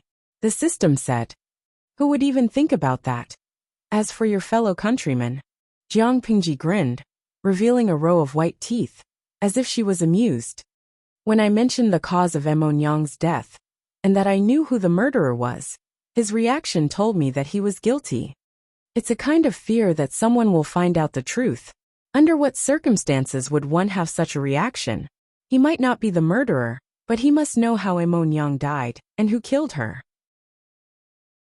He must be a witness and an insider, but he doesn't dare to tell you, because of his guilty conscience. When the bandit boss interrogated him, as long as the cripple showed even the slightest hint of panic, he would be labeled as Emonyang's murderer. Even if it wasn't sh*t, it was still sh*t. Based on the bandit leader's reaction when he mentioned Emonyang, Jiang Pingji believed that he would not give the cripple any time to explain. As long as he killed the cripple on impulse, the case would be sealed. As for how I know there's evidence on the cripple's back, it's because his clothes are disheveled, and I can see his old scars. Unfortunately, he was the one who carried Jiang Pingji down from the carriage, so it was not difficult to spot the scars. Scratches or scars left by sharp weapons on his back can be easily assumed to have been left behind after the battle. But that's only possible if the battle was intense. She did not know when the cripple got those scars, but it gave her an opportunity to make a fuss. How could Jiang Pingji be labeled as a cruel demon by the soldiers of the 7th Army? Other than her strength, it was also because of her mouth. No one wanted to walk around in front of their superior and have them know what they ate and drank in the morning, whether they slept alone the night before, whether they had any weird habits when they slept, whether they cheated on someone.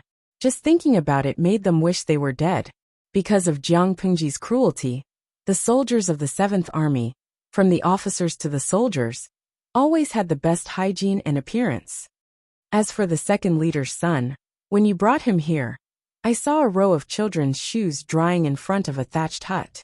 Jiang Pingji gestured and continued. The size of the shoes should be that of a 4 or 5-year-old child. One of the shoes was very old, but it was washed clean. The soles were worn, which meant that someone had worn them before. The rest of the shoes were new and smooth, without any traces of wear. Jiang Pingji was amused. She laughed and said, "Your second leader was drooling over women, but he still remembered to take those shoes back. TSK. There must be a reason. That's why I think he had a son, but he's dead." It was possible that he had been kidnapped and sold, or that he had been taken away by a wild beast. However, since Jiang Pingji wanted them to kill each other, she had to choose the most tragic way. The more the 4th leader loved his son, the more tragic his son's death was, and the harder it was for him to control his emotions. In Lu Lanting's memory, there had been 2 years of drought, so she decided to use the reason of the son's death as food. It was a provocative enough reason. After confirming that, it was up to her how she wanted to bullshit. Regardless of whether her speculation was correct or not, she had to look confident. She had to make people believe that she was telling the truth. Not only that, but the reaction of the person in question would also help her speculate and make her story as close to the truth as possible. When the leader of the bandits said that his lover was Xinyang, his breathing did not change much, so Jiang Pingji knew that he was lying. She tested him, and sure enough it was true. From this, it could be seen how good Jiang Pingji's lying skills were. She felt so comfortable that she changed her position and continued to lie down. She even stretched and yawned. It's even simpler for the 4th leader. There are traces of a woman living in this village. Among all the bandits, only the 4th leader is well-dressed, or rather, has a woman taking care of him.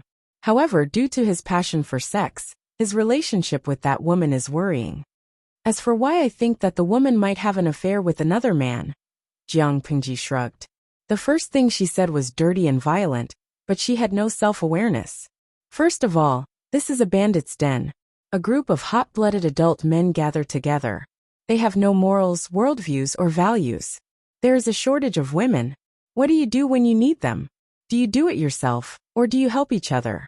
Under these circumstances, the 4th leader has a woman to take care of him, and the atmosphere in the bandit's den is strangely harmonious. System. Host, I think your values are worrying, and you need to be saved by a harem. Why don't you find an emperor and have some fun? Jiang Pingji only had one word to say to the system. Get lost.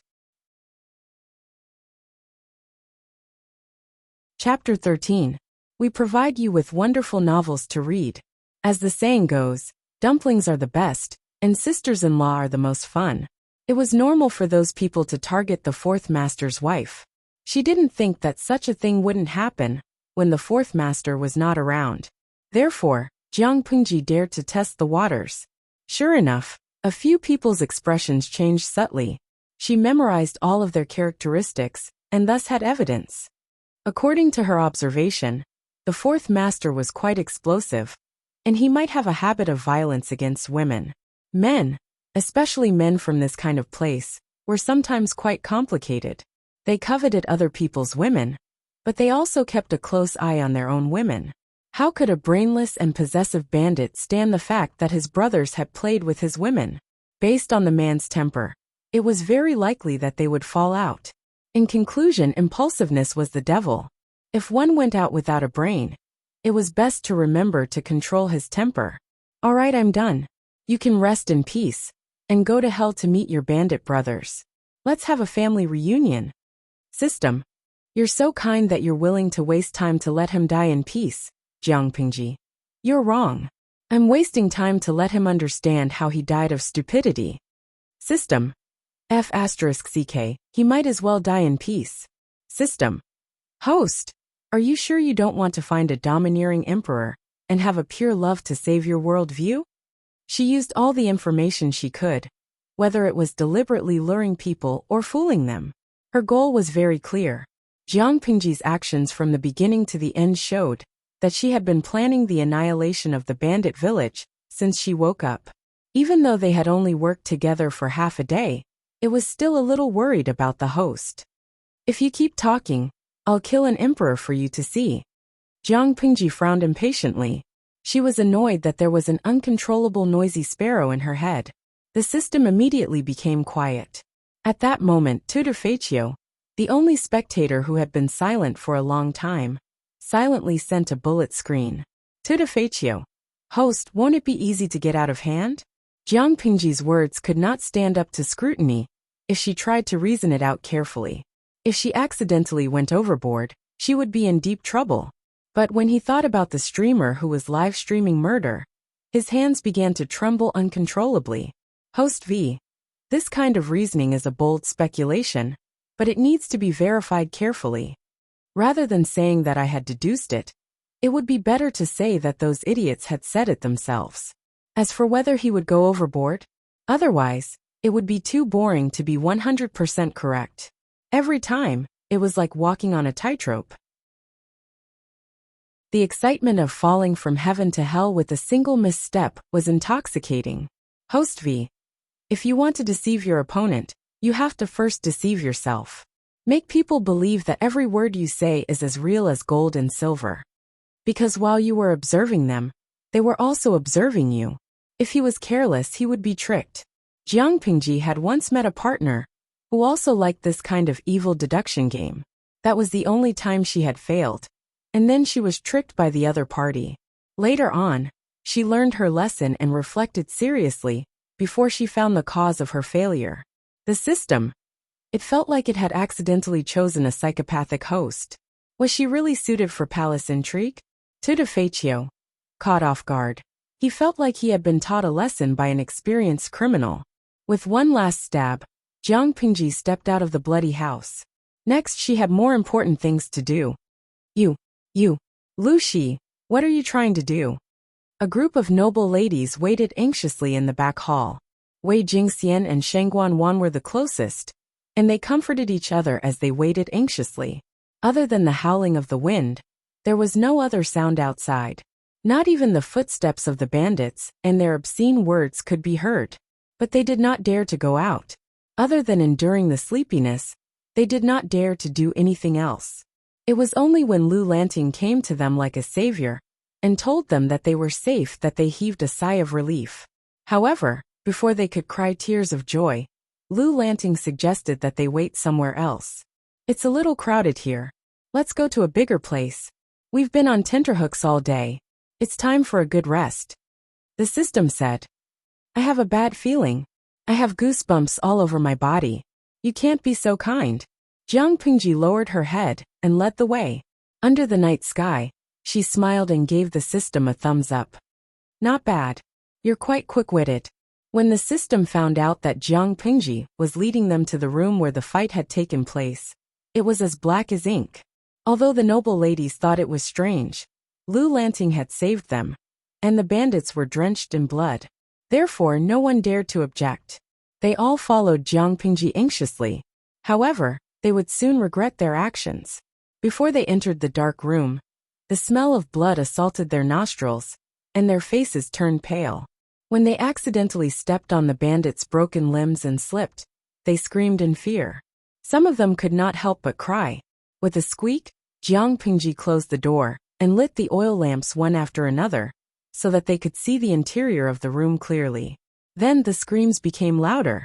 If someone were to approach the bandits' hideout and hear the shrill screams, they would most likely think that a group of female ghosts had gathered there. Jiang Pingji glanced at Wei Jingxian and Sheng Guanwan. Their faces were pale, but they still looked calm. She did not say anything to stop them. When they were done screaming, Jiang Pingji played with her dagger and looked at the noble ladies coldly. You should know very well what I want to do. She straightened her messy collar and used the remaining fabric of her cloak to tie her hair behind her head. We're all smart people, so there's no need to be so straightforward. Jiang Pingji had seen Lu Lanting's memories. This era was harsher on women than on men, and she felt that it was not worth it to return to being a woman. Moreover, Lu Lanting had her reasons for dressing up as a man. If she were to be exposed now, it would only bring her trouble. For the sake of safety, Jiang Pingji felt that she had to take this opportunity to talk to them. Are you threatening us? One of the noble ladies asked in disbelief. Yes, Jiang Pingji admitted shamelessly and smiled. If it's not a threat, then are you flirting with us? The women's faces were almost unsightly. The system could not help but facepalm. The one-sided battle was too tragic. Jiang Pingji, if you have the guts to bully little girls, why don't you have the guts to fight in the harem? Chapter 14. But I'm not threatening everyone. I'm threatening all of you, except for Jing, and Wan. They treat me with sincerity, unlike you.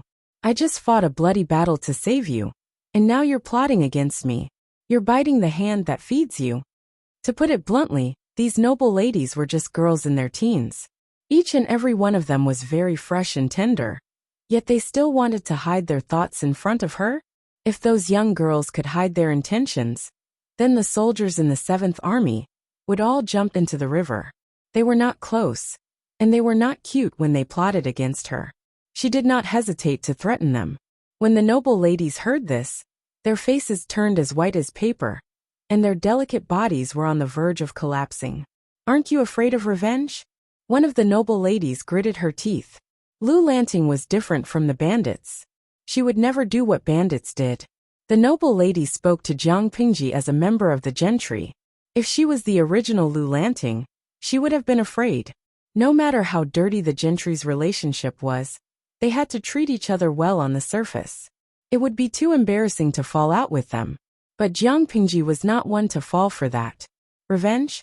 TSK, that reminds me. She tapped her lips and thought for a while. Do you think I'll stand there like a statue and let you do whatever you want?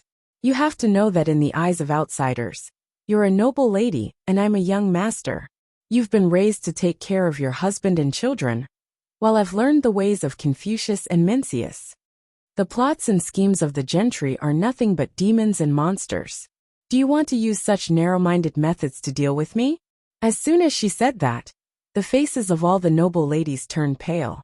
Jiang Pingji had slapped all the noble ladies of the aristocratic families across the face. How dare you humiliate me? The noble lady was so angry that she almost broke her well-groomed nails. You're wrong. Aren't you just asking to be humiliated? Jiang Pingji asked with a smile as she twirled the dagger in her hand. Down below, Sheng Guanwan blushed. She tugged at Wei Jingxian and whispered, Brother Lanting looks so tall. Wei Jingxian said in annoyance. What she said just now was a slap in the face to all the noble ladies, including you little love-struck fool. Sticking out her tongue, Sheng Guanwan twisted her body and said, Wan is also as shrewd as Brother Lanting. Wei Jingxian. You just need to shut up and keep this a secret. Otherwise, Once my identity is exposed, Jiang Pingji blew on the dagger and said lazily. A group of noble ladies fell into a bandit's lair and stayed there for a whole night. Sigh. Shameless. The hearts of all the girls were filled with the same thoughts. Jiang Pingji's words dealt double the damage to the noble ladies. One of them even rolled her eyes and fainted. Even in the face of bandits, these noble ladies had never experienced such anger. Lu. The system couldn't stand it anymore. You're so cruel to a beauty, can't you be a little more gentle? Jiang Pingji snorted coldly. Although I'm a pitiful beauty fetish, that's just my hobby. When it comes to serious matters, I won't be moved even if thousands of beauties are in front of me. That's because I'm always rational, and I won't act on impulse. The system? That's right, you're rational, but do you know that your values and morals are often out of line? I'll give you a choice. Either you shut up, or I'll prove it to you.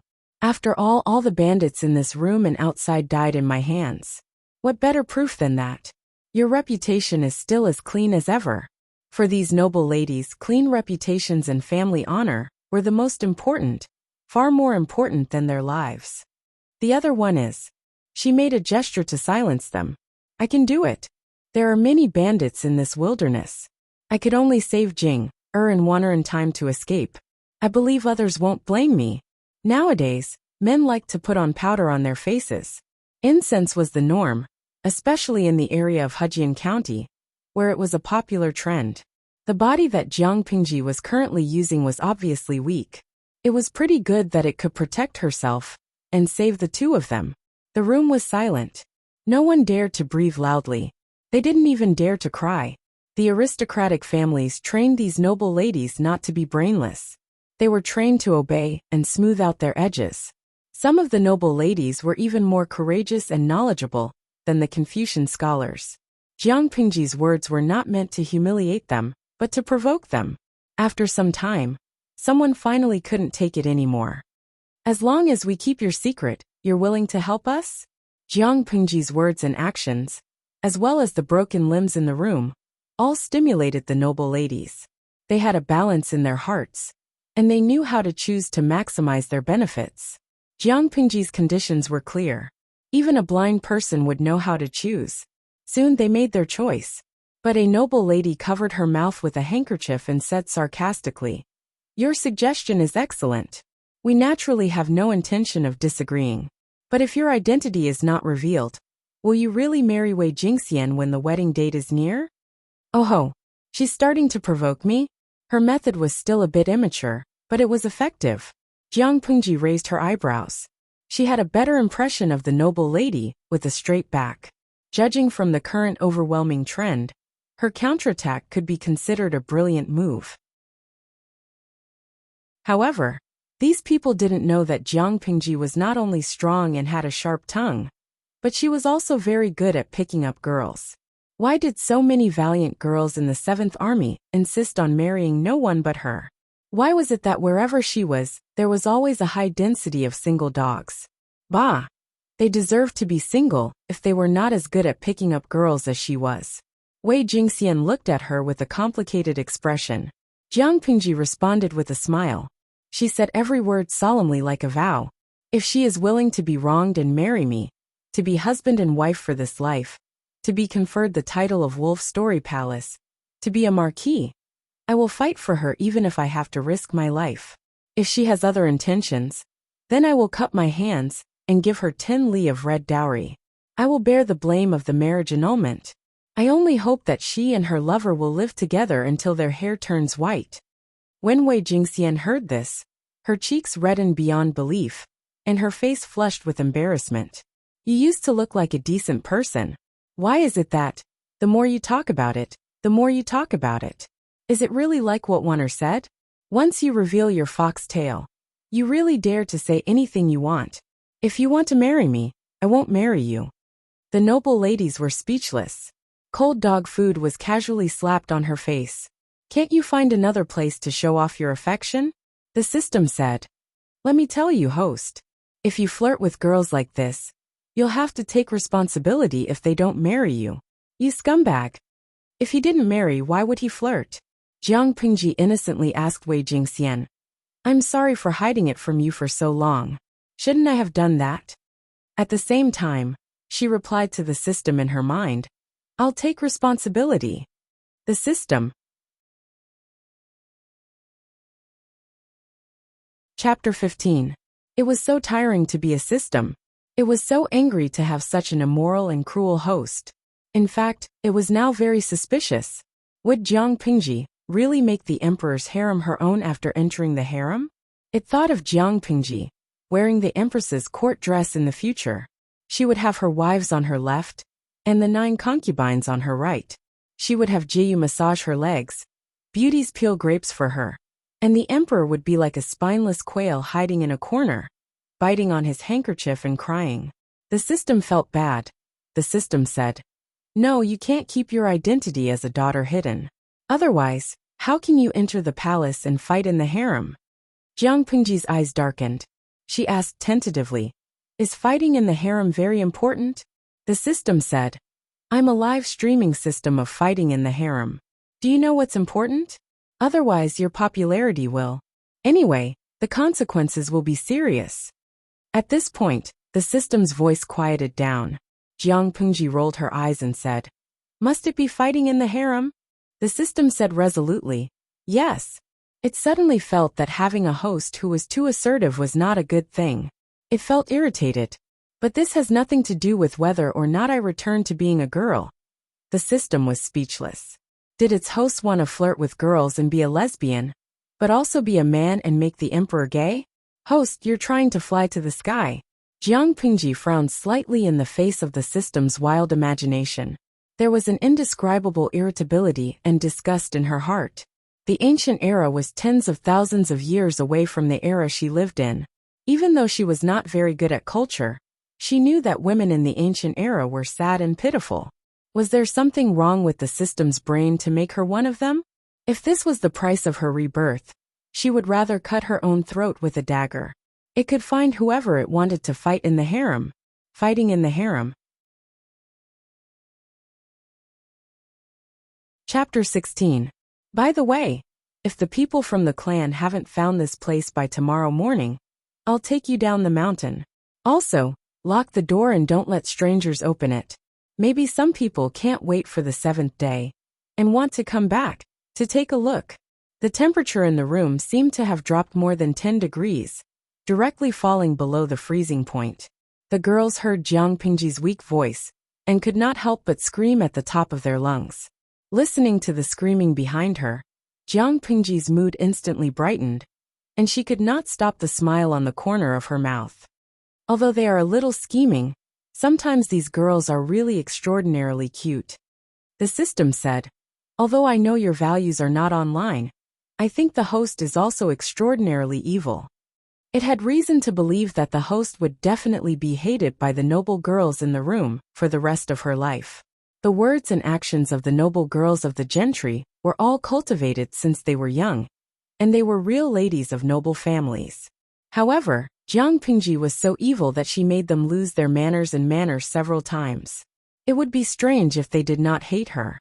People who are occasionally bad are especially lovable, Jiang Pingji said with a look that said, you don't understand. The system. Do you think that everyone has masochistic tendencies? The moon was covered by dark clouds that day, and there was no light at all. It was so dark that one could not even see their own fingers. However, it did not affect Jiang Pingji much. Her night vision had always been good, even if the owner of this body had weak myopia. But after the 3% fusion, her vision was still better than that of ordinary people. With the coordination of her 5 senses, Jiang Pingji walked in the dark, as if she was walking on flat ground. With her rich survival experience in the wild, she quickly found something. She found a bow from the bandits' village and tried it out. The loose bowstring and the simple bow were really not good tools. Whoosh, whoosh, whoosh. Without even aiming, Jiang Pingji pulled out 3 arrows from the quiver, bent the body into a full moon, and shot them without hesitation. Listening to the slight sound of the bow and arrow entering the body, it seemed that they all found something. The ancient snake is quite cute, but it's a little small, probably not even enough for 2 mouthfuls. Jiang Pingji praised it from the bottom of her heart. A snake from her era could easily overturn a thatched cottage in this era. At this time, for white comments floated across the screen. Other than Tutifaccio, who was scared to death and still refused to move, there were 3 other unfamiliar IDs. They were probably also accidentally clicked into this channel. Lanky Ubuja. It's so dark. I can't see anything at all. Is the host not around? Upstairs my boyfriend. The introduction of the live stream channel is quite interesting. Wujiang Zakai. This channel is so quiet. Is it a new streamer? Tutifaccio. Yeah, it's a must-watch channel for thrill seekers. The new viewers were all dumbfounded. Wasn't the name of the channel Live Palace Fight? What did it have to do with horror lovers? There were no outsiders around, so Jiang Pingji simply said, "Can't you see that it's very dark?" As soon as he finished speaking, the system silently turned on the infrared panoramic shooting mode, so that the audience could watch the scene of Jiang Pingji hunting. However, before the audience could see her heroic posture, they first had to see how she dealt with the venomous snake up close. Every movement was very clear, and her speed was not slow at all. She carefully put away the venomous fangs and sacks that had been dealt with. The system bit the bullet and poked Jiang Pingji. You promised me that you would live stream. You should talk and interact with the audience occasionally. She was in a good mood, and the system's request did not exceed her bottom line. Jiang Pingji agreed indifferently. Now let's broadcast how to hunt for food in the wild. Jiang Pingji sighed to herself. She had been an instructor before, and had experience teaching. I have a beautiful girl in my hand. Jiang Pingji thought to herself. The audience was dumbfounded. The times were too far apart. The biological encyclopedia she had read before was useless, but the laws of evolution were still the same. With her rich experience, she could talk about the toxicity of the beautiful girl and the handsome man in her hands, as well as their preferred living environment. Compared to dealing with their venomous fangs, I actually prefer to show you how to eat them. Their meat is delicious. Privately, the system had already curled up into a ball. It was a harem fight streaming system, not a hegemony streaming system, not a survival streaming system, and definitely not a gourmet streaming system. Before the system could talk about how to judge the age of the snake, and how to judge its meat quality, Jiang Pingji frowned and knocked an arrow. My luck is not bad tonight. It's a big one. The girls are in luck, she smiled, and the system could not even cry. In fact, Jiang Pingji's rigid livestream was quite boring, but she had a good body and good looks. She was of a higher standard than the general public. More importantly, the audience was a bunch of night owls who had nothing better to do. They stayed in the channel and hung out. She was lucky, and her 5 senses worked well together. Coupled with her rich experience in the wild, she could always quickly find the hiding place of her prey. Half an hour later, she had a good harvest. She carried the prey and prepared to go back. Although all the bandits had died, there was no guarantee that the nearby beasts would not go down the mountain to look for food, or that there would be strangers who accidentally entered the area. Those girls were timid. She would not feel at ease leaving them in the deep mountain bandits' den. Jiang Pingji walked quickly on the flat ground. Even though she was carrying dozens of kilograms of prey, she did not slow down at all. Little did she know that the group of timid girls she had been talking about was experiencing a soul-stirring shock. This day's experience was beyond the imagination of the noble ladies. After exhaustion, everyone had a tired expression on their faces. The strong fire reflected on their pretty faces, and they did not talk. Or rather, they did not know what to talk about. The daily activities of the noble ladies were exquisite and elegant. When a few close sisters gathered together, they could talk about the popular cosmetics and fragrances or silk and flower hairstyles. Or they could talk about the poems and songs of the scholars and beauties outside. If that didn't work, they could play a game of poetry. Just like that, a day had passed. But now a group of people was in a mess. Their stomachs were rumbling with hunger, and their stomachs were aching. They could warm themselves with a bonfire when it was cold, but they could not suppress the hunger in their stomachs. A noble lady, who was about the same age as Shang Wanwan, pouted, and her stomach rumbled inelegantly. I'm so hungry. Wan Xiaoer comforted her in a low voice. Didn't Lu Shi say that he's going out to hunt? He should be back soon. Just bear with it. But she's a bully. She had been scary before she left. And now she thought that a ghost had come when she heard the slightest movement. Shang Guanwan was drawing and writing beside the fire pit with firewood. When she heard this, she could not help but raise her head to refute. When you're hungry, you think of Brother Lanting. Why don't you think about how dangerous it is outside in the middle of the night? Wei Jingxian discreetly tugged at her sleeve, indicating that Shang Guanwan should not provoke them too much. Chapter 17. The noblewoman's cheeks turned red and she stammered. How dangerous can it be outside? Although Shang Guanwan had a sweet tongue and could be coaxed by anyone, there was another side to her. She could also be sharp with her words. If it's not dangerous, why don't you go out and try? You don't have to go far. Just carry a few pieces of firewood from the door. Shang Guanwan's words made the little girl speechless. She did not dare to go out and carry firewood. Wan Xiao became the peacemaker when she saw that they were arguing. Stop it. Can't you both take a step back and give in to each other? Everyone was frightened today. Who wouldn't be hungry? I'll carry the firewood from the door. Jiang Pingji had been gone for half an hour, which was a little more than a quarter of an hour. In such a short time, the firewood that had been carried in earlier had been burned to the ground by them. If she did not go out and bring in more firewood, the bonfire might be extinguished in a while. The wooden bolt on the door was a little heavy. Wan Xiao moved it with the help of another noblewoman. She opened the door with both hands and carefully closed it. She ran from the hot room to the cold night wind outside. Wearing a spring gown, she could not help but shiver a few times. She tried hard to suppress the creepy feeling. After searching for a while, she frowned and picked up a few thick pieces of firewood. Love go little say net. When she straightened up and was about to enter the house with the firewood, she vaguely saw a few blurry shadows moving at the entrance of the village. In an instant, a huge chill ran from the soles of her feet to her whole body. If she had not encountered so many things that day, she would have fainted from fear. She was so scared that she could not move her legs. She suppressed her fear and secretly bit her tongue. She used the pain to get rid of the nervousness and fear she had just felt. She did not dare to directly scatter the firewood in her arms. What if the sound attracted the ghosts? Then, the noble lady saw Wan Xiao enter the room with a pale face and trembling gums. After entering, she quickly stuffed the firewood into the arms of the noblewoman closest to her. Before the noblewoman could react, she closed the door with both hands. Quick, quick! Bring the door bolt over. Outside! There's a ghost outside! She said it almost in tears. Hearing this, the noblewomen who were still sleepy were instantly startled awake. They hurriedly moved the wooden bolts and bolted the door. Phantom shadow? Don't tell me. Lu Lanting was right?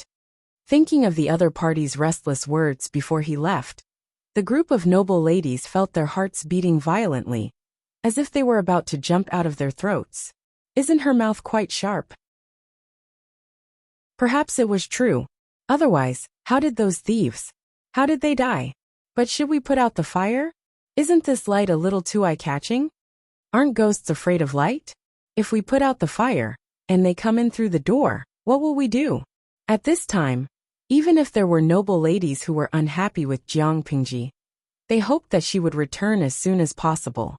However, what they were worried about still happened. The shadow on the paper window was getting closer and closer. Even the most cowardly of them knew to bite their own hands. No matter how scared they were, they could not make a sound. Outside the house, the group of people who had been mistaken for ghosts were also extremely embarrassed. They were even more embarrassed than the noble women in the house. There's a village deep in the mountains. Let's take 4th Langjun there to rest and ask if there's a barefoot doctor. Their clothes were messy, and their hair was crooked. The weapons in their hands were stained with blood, and many of them were injured. Although it was rare for a barefoot doctor to be found in a small village like this, they were at the end of their rope. In order to avoid being hunted down, they had mistakenly entered the mountains for 2 days. 4th Master was injured and had caught a cold. He was unconscious from the fever, so they could only rely on their luck. However, when they followed the light to the door of the village, their expressions changed. You guys go check it out first. There was only one house in the village that was abnormally bright, and it was so quiet that not even the crowing of chickens or the barking of dogs could be heard. In a village like this, there would always be hunters, and hunting dogs were a must. How could it be so quiet when it sensed strangers approaching? The young man's mind was spinning. The two guards who had been sent out returned quickly, and the contents of the report made him pale. Feng Langjun, I'm afraid this is not a normal village. It's a bandit stronghold. All the bandits have been killed, and the time of their deaths is estimated to be less than 2 hours. The culprit is very strong, and his method of killing is frighteningly simple. The young man called Feng Langjun pursed his lips. He looked at Fourth Master, who was being carried, and quickly asked, Is there someone in the main house? Yes, and quite a lot of them. Could it be the bandits? The young man licked his dry, pale, and chapped lips and made a prompt decision. Go knock on the door. Remember, don't scare the people in the house. The guard did not hesitate, and did as he was told. Then, someone knocked on the door in the middle of the night. A group of noble women huddled under the door and pressed against it. They clenched their fists, and were all thinking about Jiang Pingji. No one answered. The guard turned around, and Feng Langjun nodded at him, gesturing for him to continue knocking. Finally someone answered, but the voice was unexpected. It was a slightly hoarse girl's voice. Of course, Wei Jingxian spoke with a pinched voice, but the people outside were knowledgeable, and could tell that her voice was unnatural. Is that person outside a human or a ghost? Wei Jingxian tried hard to imagine how Jiang Pingji had tricked the bandits to calm herself down. It seemed like there was no danger. Feng Longjuan's furrowed brows slowly relaxed. Of course it's a living person. Don't be afraid. We are a group of merchants who accidentally entered the mountains and got lost. My Langjun was injured and caught a cold. Now he has a high fever. I wonder if he can help us. A man? The noble women looked at each other, and shook their heads at Wei Jingxian. They could not let him in. At home. My husband is out hunting, and I'm the only one left, with a few of my close friends who came to visit a few days ago. It's late at night, and you and I are a single man and a single woman. It's really inconvenient. My husband will be back soon, and to avoid any misunderstandings, I hope you can find another place to stay. I will be very grateful. Feng Langjun raised his eyebrows and pursed his lips into a thin line. His eyes flashed with something. Inside the house, Shang Guanwan looked at Wei Jingxian nervously and whispered, Will you scare them away by saying that? There are corpses of bandits killed by Lanting outside. They said they were a group of merchants, so they must have seen a lot of things. They should be able to tell that there's something strange about the corpses. I said that Lanting will be back soon. If they aren't stupid, they won't dare to force their way in even if they don't leave. As soon as she finished speaking, Shang Guanwan looked at her in surprise. The other noble women also looked as if they had expected it. Chapter 18. A bandit village with corpses all over the ground. The killer was clean and cruel. A young girl in the house said that her husband would be returning soon. This implied that her husband was the one who had killed all the bandits. In other words, he was being threatened by a girl? After some thought, Feng Langjun cupped his hands and said, If that's the case, I won't make things difficult for you. It's just that it's hard to travel at night. We've been lost in the forest for 2 days. Not only did we lose our goods, but we've also lost a few servants. If we continue, Wei Jingxian gritted her teeth. Did he not intend to leave? However, it was more important to stall for time. Lanting might already be on the way, so she had to stall them for now. She rolled her eyes and made a decision. She pinched her throat and said, If that's the case, please go ahead, young master. Although it was a bandit village full of corpses, it was much better than camping in the forest. The guards did not stand on ceremony. They picked up some firewood, and were about to start a fire, when they realized that they did not have anything to start a fire with. They had lost all their flint, and the match had been soaked in water. Were they going to start a fire by drilling wood? She turned to look at the light reflected from the paper window. She would not be rejected if she wanted to borrow a fire. Would she? Madam, may I borrow a fire? Wei Jingxian pursed her lips. Was he still not giving up? If there were guards around, she would agree. However, there was only a nest of weak girls. They had been frightened by the bandits during the day, and would subconsciously be afraid of anyone of the opposite sex. Why would they open the door for a stranger? They had finally escaped from danger. For the sake of their safety and reputation, they would not open the door even if they had to barge in. My husband will be back soon. Why don't you wait a little longer? Otherwise, if my husband pursues the matter, I'm afraid I'll be in trouble. Wei Jingxian closed her eyes nervously. Why wasn't he back yet? At that moment, Feng Langjun crossed his arms in front of his chest and asked with a smile. An unmarried girl calling a man husband. Aren't you afraid of ruining your reputation?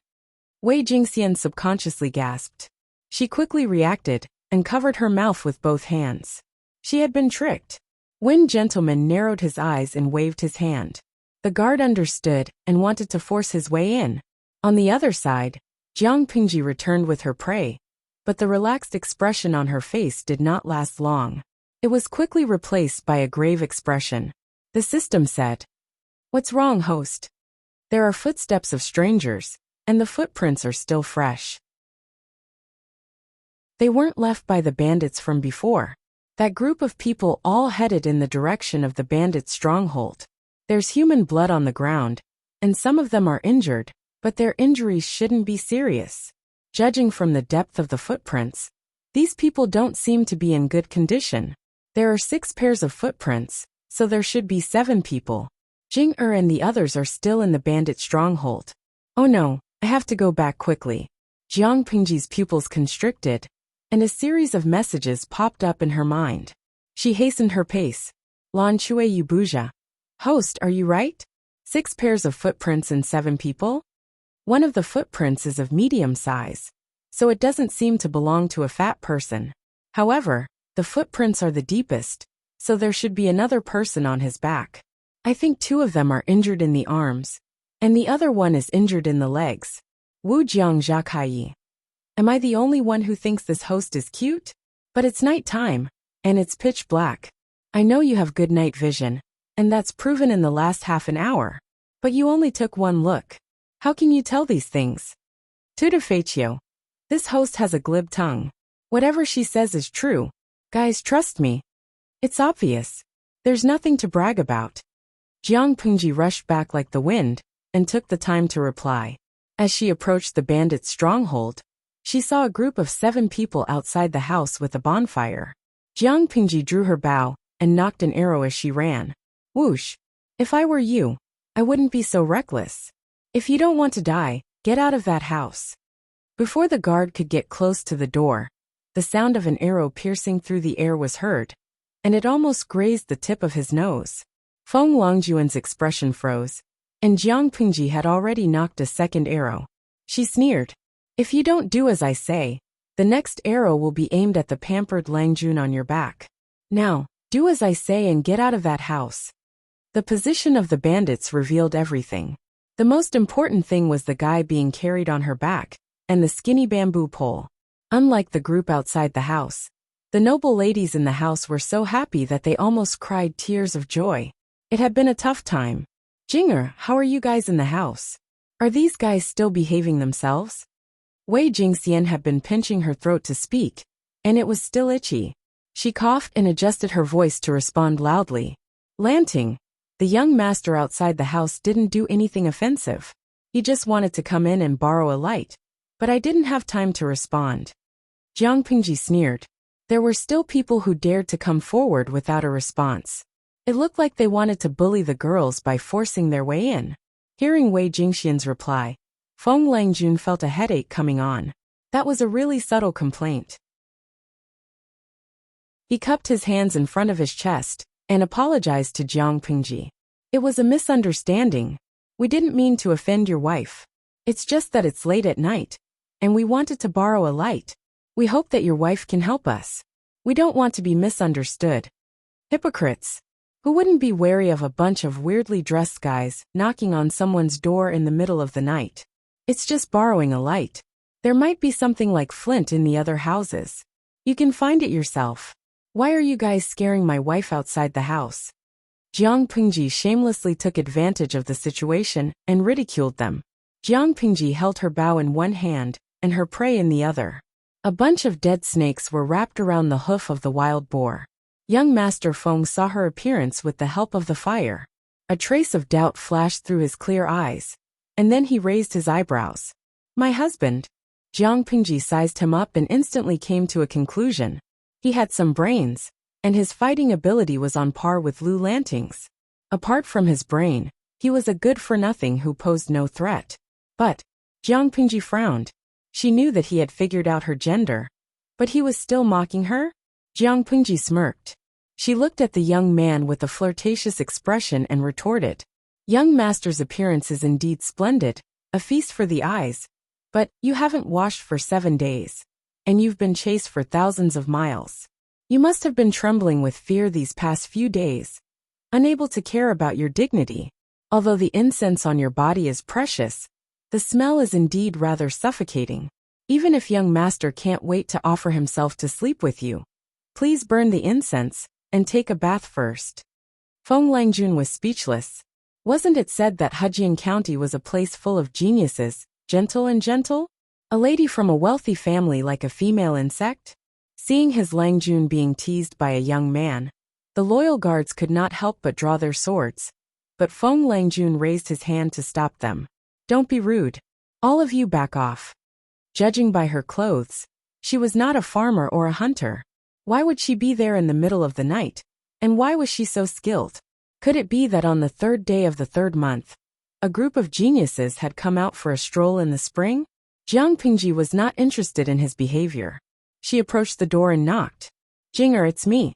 Go get a torch from the bonfire and pass it to me when you open the door. Feng Langjun cupped his hands in gratitude. Thank you. Jiang Pingji smiled wickedly. It's too early to thank me. I need the torch to boil water and prepare the food.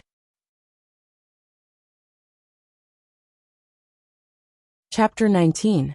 Facts had proven that even if she was a lady disguised as a man, she was still a lady with a kind heart. Feng Langjun sighed inwardly as he shamelessly moved closer to Jiang Pingji's campfire to keep warm. A group of guards carefully made a simple bed on the ground. The group of people was orderly. How did they look like a normal merchant group? The ground was very humid. Fourth Langjun, who had caught a cold, could not stand it at all. He could only try his best to bring him closer to the fire. Jiang Pingji noticed that the thin bamboo was looking at her. She couldn't help but smile coldly. She hoped that his brain would work better. Feng Langjun looked at her with interest, but his heart was full of doubts. How should I address you, Langjun? My surname is Lu. Jiang Pingji killed the wild boar in no time. She dug out its heart and threw out its intestines in front of the group of strangers. Even though she was careful, her clothes were still stained with the wild boar's dirty blood. Of course, the smell was even worse. It wasn't something that those pampered young masters and noble ladies could endure. Feng Langjun sniffed the indescribable scent in the air and frowned. He ordered 2 guards to help her. I remember that the Lu family in Hejian County seems to have a child who is about the same age as you. Could it be you? Since you've already seen through it, why bother probing further? Jiang Pingji responded snappily. Wei Jingxian's dagger was coated with poison, so it couldn't be used to deal with wild animals. Fortunately, although this bandit stronghold was small, it had all the necessary things, such as pots, bowls, ladles, and other things, and even some spices that could add flavor. Thus, the content of the live broadcast jumped from wilderness survival to wilderness barbecue. The system was already playing dead. I know you're smart. I hope you're as smart as you look and know how to weigh the pros and cons. The corner of Feng Langjuan's mouth twitched. Was this a threat to keep his mouth shut? Interesting. A noble woman disguised as a man to confuse the public and deceive the world? The number of viewers in the channel had silently risen to 10. Bullet comments flashed across the screen from time to time, and Jiang Pingji also selected some to answer in secret. When she set up the homemade barbecue rack, she cut out the bamboo skewers, as if she was performing a magic trick. Then she skewered the washed meat slices together. The style of the entire live broadcast room changed. What was even more amazing was that she even personally explained how to make snake soup. Mary Sue's love. #laughter cry. The style of this live broadcast is so magical. Isn't there supposed to be a harem fight? Tuttofaccio. Am I the only one who noticed that the skinny Shota that the streamer mentioned had a dumbfounded look on his face? Lan Chue Yubuja. I couldn't sleep in the middle of the night, so I came over to hang out. I was also forcefully recommended some delicious food. Wujang Jacques. I think I can hear a series of F*King comments in their hearts. Nong Hao Shui.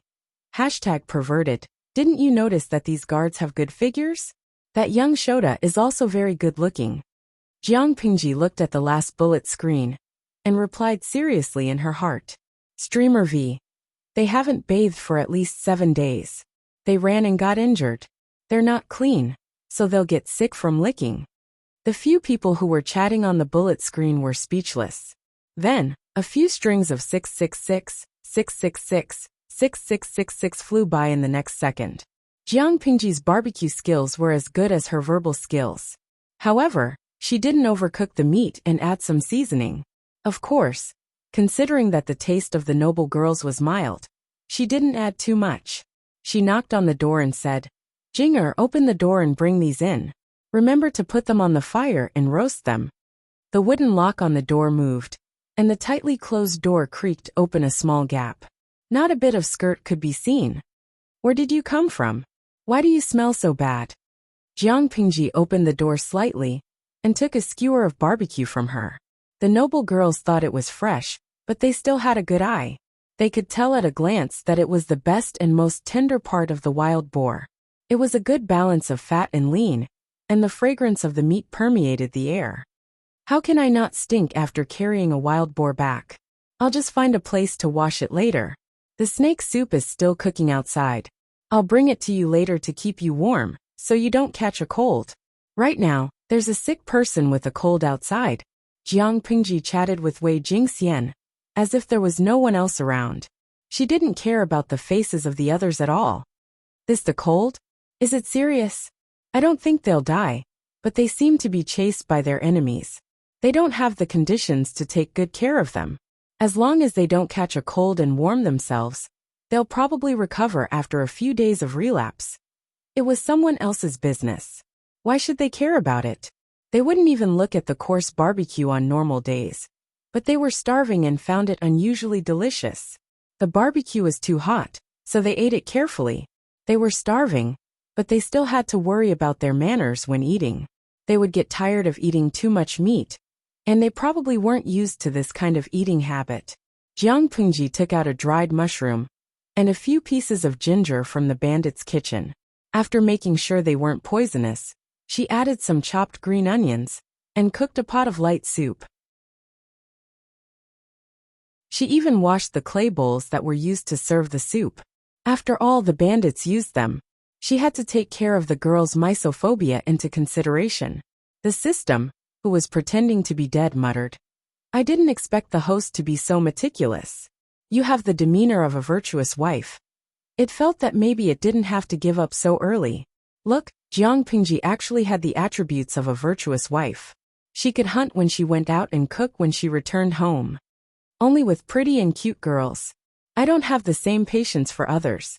System. Actually, a Shota can also be very pretty and cute. But the gender is wrong. System. You're the one with the wrong gender. Jiang Pingji wasn't that meticulous with herself. Most of the wild boar meat was coarse, so the most tender and delicious parts were roasted. She simply roasted some for herself. She had good teeth, so it wasn't like she couldn't chew through the meat. The audience watching the whole stream was a little confused, especially when they were informed that the streamer with the max boyfriend power was a 12-year-old girl, or a loli. So, there was a viewer who seemed to be a girl, who directly criticized her boyfriend on the bullet screen. Koyei na fox. Your boyfriend power can't even compare to a girl? Trash. What use do I have you?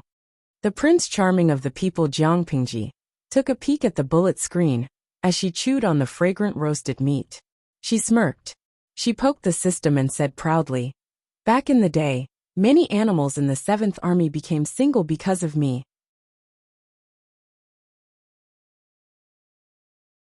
Chapter 20. Jiang Pingji did not enter the house to rest. Instead, she chose to stay outside and watch the night. With her body, it would not be a problem for her to be out in the cold for a whole night. She could also keep an eye on the group of people with unknown origins. If she did this, the maids inside would probably be able to sleep more peacefully. Jiang Pingji hugged her knees and sat by the bonfire. She added some wood from time to keep the fire burning. "Why are you staring at me like that?"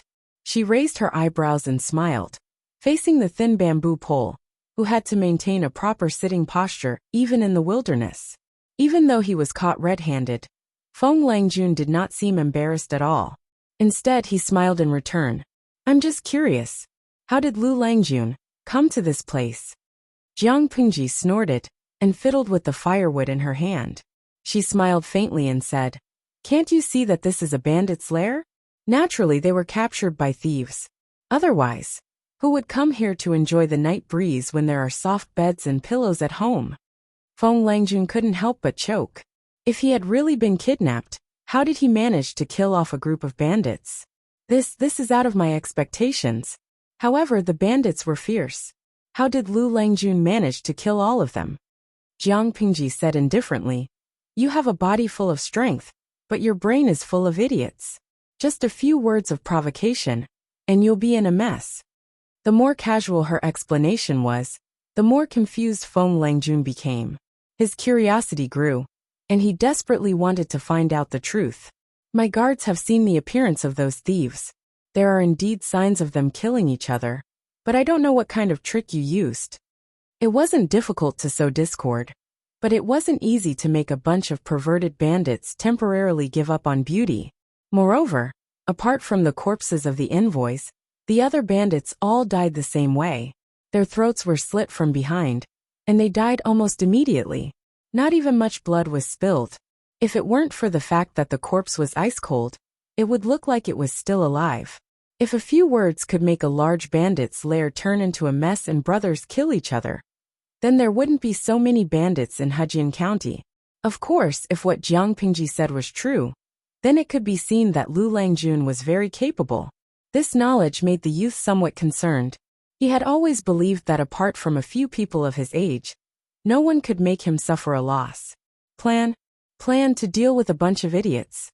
All I did was tear off the cloth covering their shame and provoke them with a few words. Yet, they actually obediently followed my instructions step by step. They're seeking their own deaths. They're simply foolish beyond compare. Feng Langjun looked at Jiang Pingji's dirty face and continued to ask, "What did Lu Langjun say?" Since he was so persistent in asking, Jiang Pingji was bored of keeping watch at night. She might as well tell him the truth to kill time. Unexpectedly, as soon as Jiang Pingji finished speaking, the youth's expression became indescribably strange. Jiang Pingji said nonchalantly, "Those people died because of their own stupidity. As for those who didn't have the time to be stupid, I killed them myself." Feng Langjun seemed to have woken up from a dream. He looked at Jiang Pingji with a complicated expression. He leaned forward and cupped his hands. "Lu Langjun, you are very smart. I am ashamed. It's just something obvious. It's not worth bragging about." Jiang Pingji did not know how to be humble. She surprised the other. Looking at the burning bonfire, the thin bamboo pole suddenly pointed to himself. "I don't know what Lu Langjun can see from this one?" Jiang Pingji did not understand. The atmosphere had been good. Why did the young man suddenly start to provoke her? While she was confused, a few comments popped up on the bullet screen to answer her questions. Tuta Faccio, #laughter cry. This young man is cute. I didn't expect him to be at Sundara. Mary Sue's love, #laughter cry +1. The streamer is telling the truth. The young man misunderstood the streamer's provocation. My heart aches for him. Lan Shui Yu Buja. Heart aches +2 Wu Jiang Jia Kai. Heart aches +3 Jiang Pingji also realized that her words had caused the young man to misunderstand. In this era, even if you were so arrogant that you wanted to roll on the ground, you still had to maintain a humble demeanor. Otherwise, people would think that you were too arrogant and did not know the immensity of heaven and earth. Although she knew that it was caused by cultural differences, Jiang Pingji did not intend to explain. Instead, She looked the young man up and down. She thought for a while and slowly asked, "Although you are young, you have a strong will. Sometimes you will do whatever it takes to achieve your goals." The skinny man waited for a while, but he did not hear anything else. He could not help but feel disappointed. That's it. It was just a very ordinary comment. It could be used on anyone. It was disappointing. At that moment, Jiang Pingji suddenly curled her lips. Tutafetio.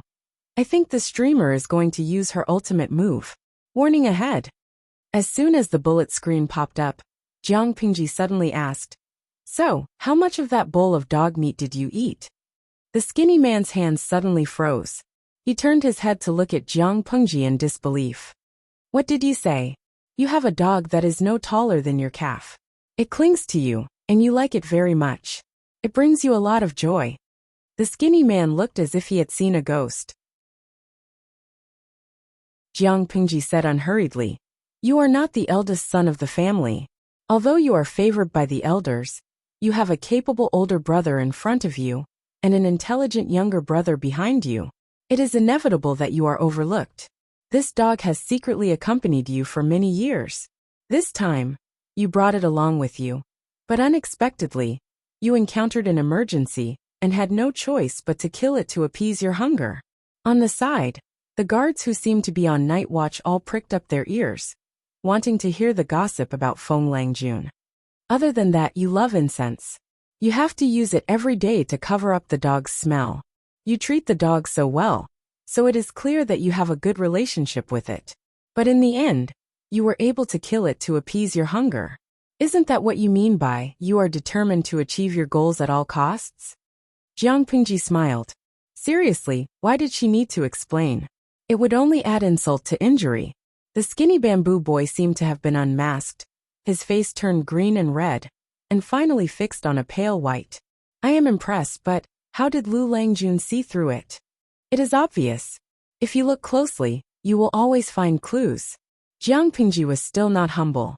The system said, "I won't be surprised if someone puts a gunny sack on you and beats you to death one day." This was definitely not the host it had chosen. Absolutely not. The skinny man laughed bitterly. He did not feel the gentleness of the noble ladies in Hajian, but it was true that they all held grudges. Jiang Pingji warmed herself by the fire for a while, then turned to the young man and asked, "Do you have any clean clothes? Borrow some for an emergency." The young man was stunned at first, then his cheeks turned red. He lowered his voice and said, "Aren't you afraid of losing your chastity?"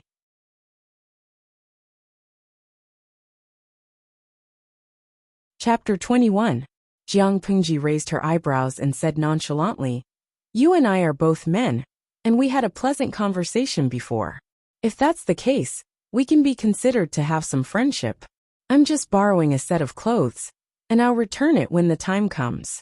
When the sun rises and the servants of the clan come to find me, wouldn't it be rude of me to look like this?" In order to protect Wei Jingxian, Lu Lanting had been stabbed by a bandit. Perhaps she was lucky, but Lu Lanting was not seriously injured. However, her collar had been slashed, and the band around her chest had loosened. Her hairpin was nowhere to be found. If she were to encounter the servants who came looking for her, they would see through her disguise as a girl. In comparison, it wasn't a big deal for a young man to borrow a set of clothes from another young man he could get along with. The youth had obviously thought of this problem as well, but his ears were still a little red. He asked the guards to find a clean set of clothes for Jiang Pingji. The daring noblewoman didn't care, but as a gentleman, he couldn't ruin her reputation. Fortunately, when he left home, his parents ordered the servants to prepare many new clothes, most of which he had never worn before. He had lost a lot of them when he was being chased, but he should still have a few sets with him. Jiang Pingji thanked him. The youth was taller than her, but not much fatter. His clothes fit him well. Lan Shui Yubuja. "Ah, is the host going to broadcast bathing in the open air?" "Tutafetio. I don't think it's going to be a live broadcast. It's very likely that it's going to be shut down." "That's right, how is that possible?" "Host V. Today's broadcast will be very long. Everyone, please pay attention to this channel. There will be a notification when the broadcast starts." After saying that, She told the system to turn off the live broadcast. Looks like live streaming isn't that difficult after all. However, it felt weird to be watched no matter what he did. The system said, "Please don't call what you just did a live broadcast.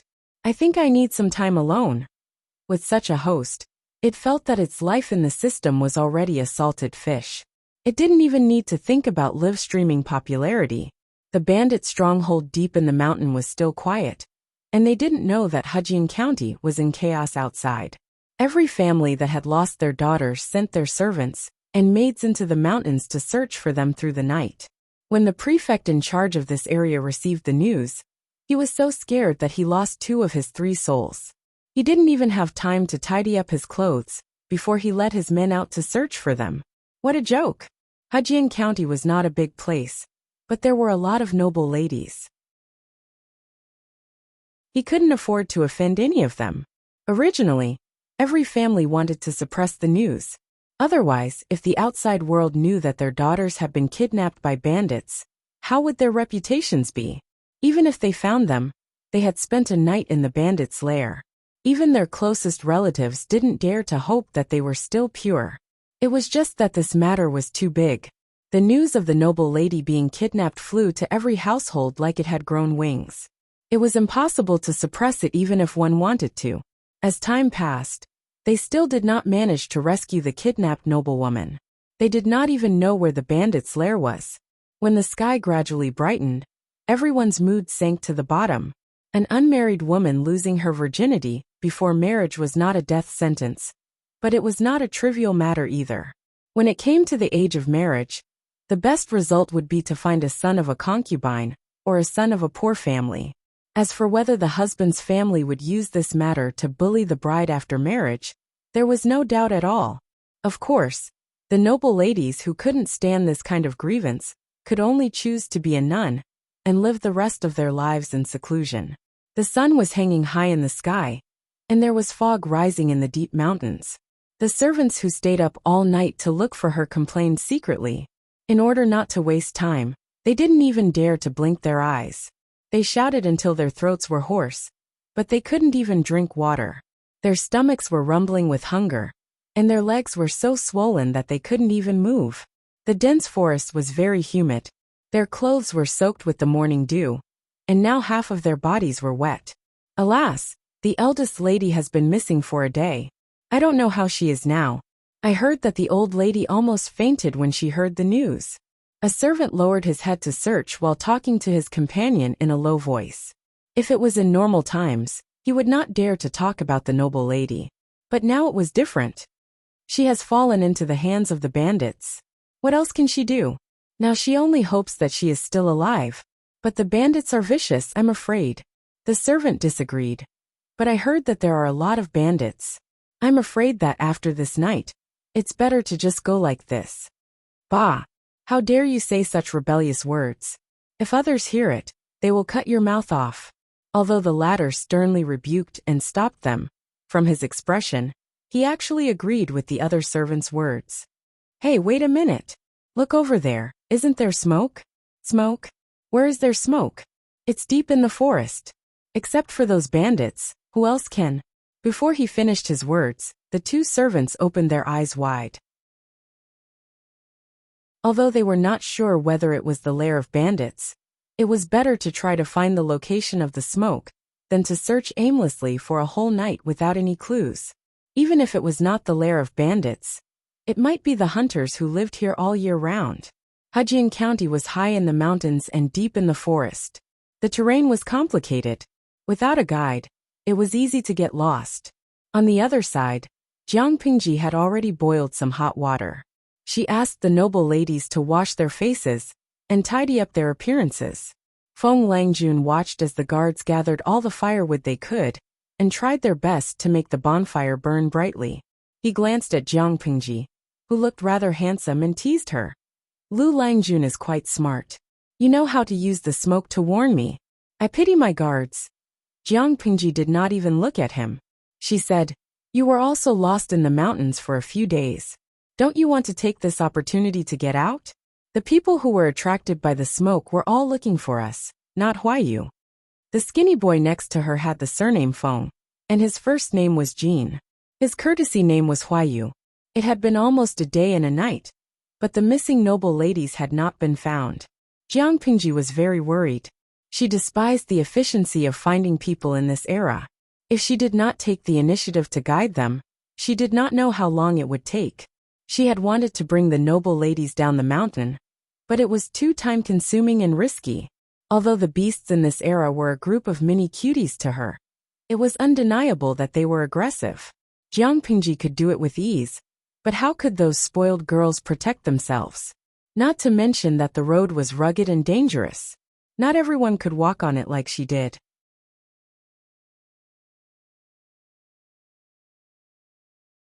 Chapter 22. We provide you with exciting novels to read. They knew what Jiang Pingji wanted them to do. If their family followed the smoke and found that the kidnapped noble ladies were listless and disheveled, they would definitely let their imagination run wild. When they went back to explain, even if they proved that they were innocent, there would still be people who would slander them in private. Jiang Pingji looked into the distance and suddenly said, "Those useless things have finally found us. How did you know?" The sky was bright, and Feng Jing could see Jiang Pingji's face clearly. He had to admit that he had been lucky to be able to see through her disguise last night. Jiang Pingji had changed into a new set of clothes and tied her hair up. She looked like a delicate and elegant young man. "The birds over there are panicking, and they're approaching us.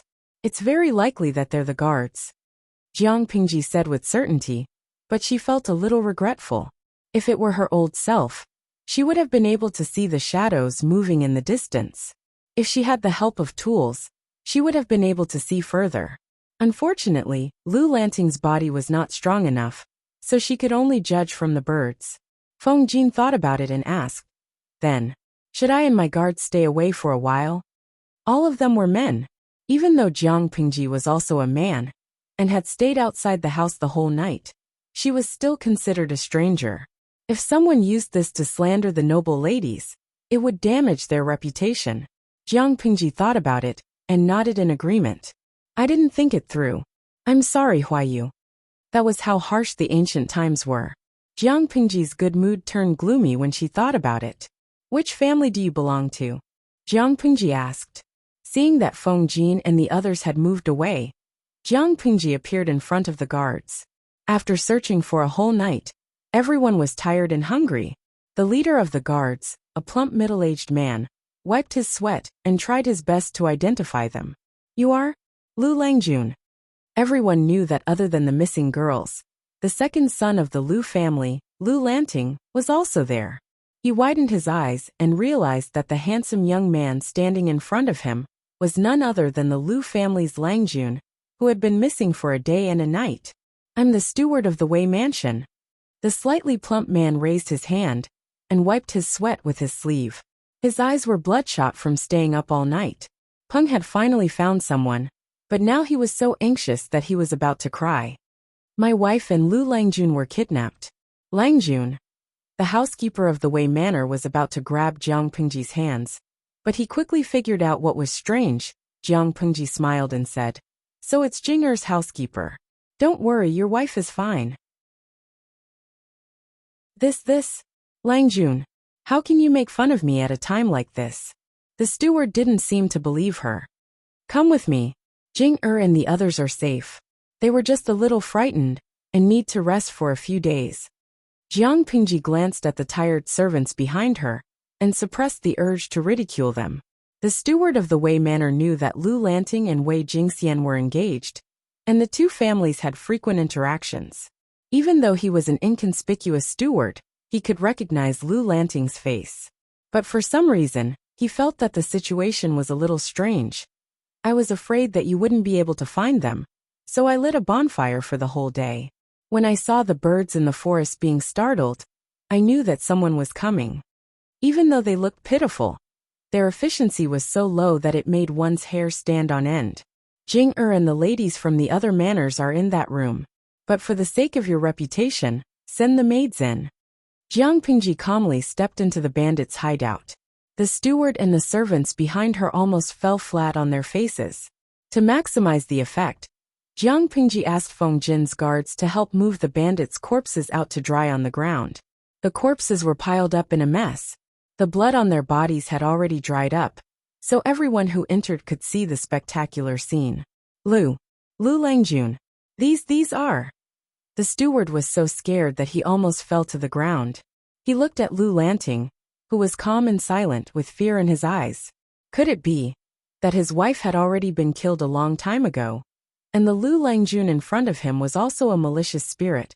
But just like the other noble ladies, she was filled with resentment and turned into a malicious spirit that night, killing all the bandits who had harmed them. That was why the current scene was happening. Those bandits, those audacious fellows, they should pay for their actions. For example, losing their lives or something. Jiang Pingji did not turn around. She casually answered, but she noticed that the people behind her had stopped. Why are you all looking at me like that? The steward looked like he was about to collapse. He lay on the ground and cried, Lu Langjun, you died so unjustly. Jiang Pingji secretly complained in her heart. I don't really understand the brain structure and circuitry of ancient humans. The system said, no. Maybe they were just misled by you and were scared out of their wits. No one doubted the fate of the kidnapped noble ladies. Even if they were still searching, they were mentally prepared to find a bunch of corpses. Some of the families had even started to prepare for their funeral. But what happened? Not only did Jiang Pingji appear in clean clothes, but there was also a pile of bandits' corpses in the den. Was that not scary? Wei Jingxian heard the familiar voice of the steward and almost cried with joy. It's the steward from the manor. They found us. What a bunch of useless people. If Brother Lanting had not lit the bonfire outside for so long, who knows when they would have found us? Sheng Guanwan pouted angrily. Maybe they would have waited for the weeds on their graves to grow 3 feet high. What nonsense are you talking about? Who taught you to say such nonsense? Wei Jingxian stopped her from spouting nonsense. It's inauspicious. Not long after, the stewards and servants of other families came to find them. They all had the same reaction when they saw the pile of corpses. The sun in the sky was warm, and they were wearing quite a lot of clothes, but there was a strange feeling of coldness that seeped into their bones. Jiang Pingji waited for half a day. The families of the other noble women had all arrived. Even the Hejian County chief had crawled up the stairs with the help of his servants. Lu Lanting's family was nowhere to be found. That was strange. These are the bandits who were killed? The governor of Hejian County wiped his sweat and breathed heavily like a cow. Looking at those corpses, he couldn't help but shiver, and his legs were trembling. If it were not for the people beside him holding him up, he would have fallen to the ground.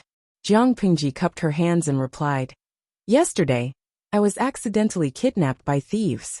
After thinking hard, I found a solution. I secretly stirred up their internal strife and took the opportunity to kill them one by one. That's how I was able to protect the noble lady's reputation.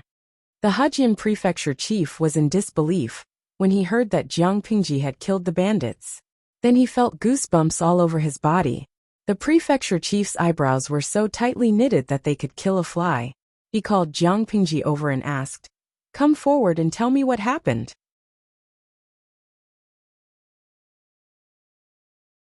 Chapter 23.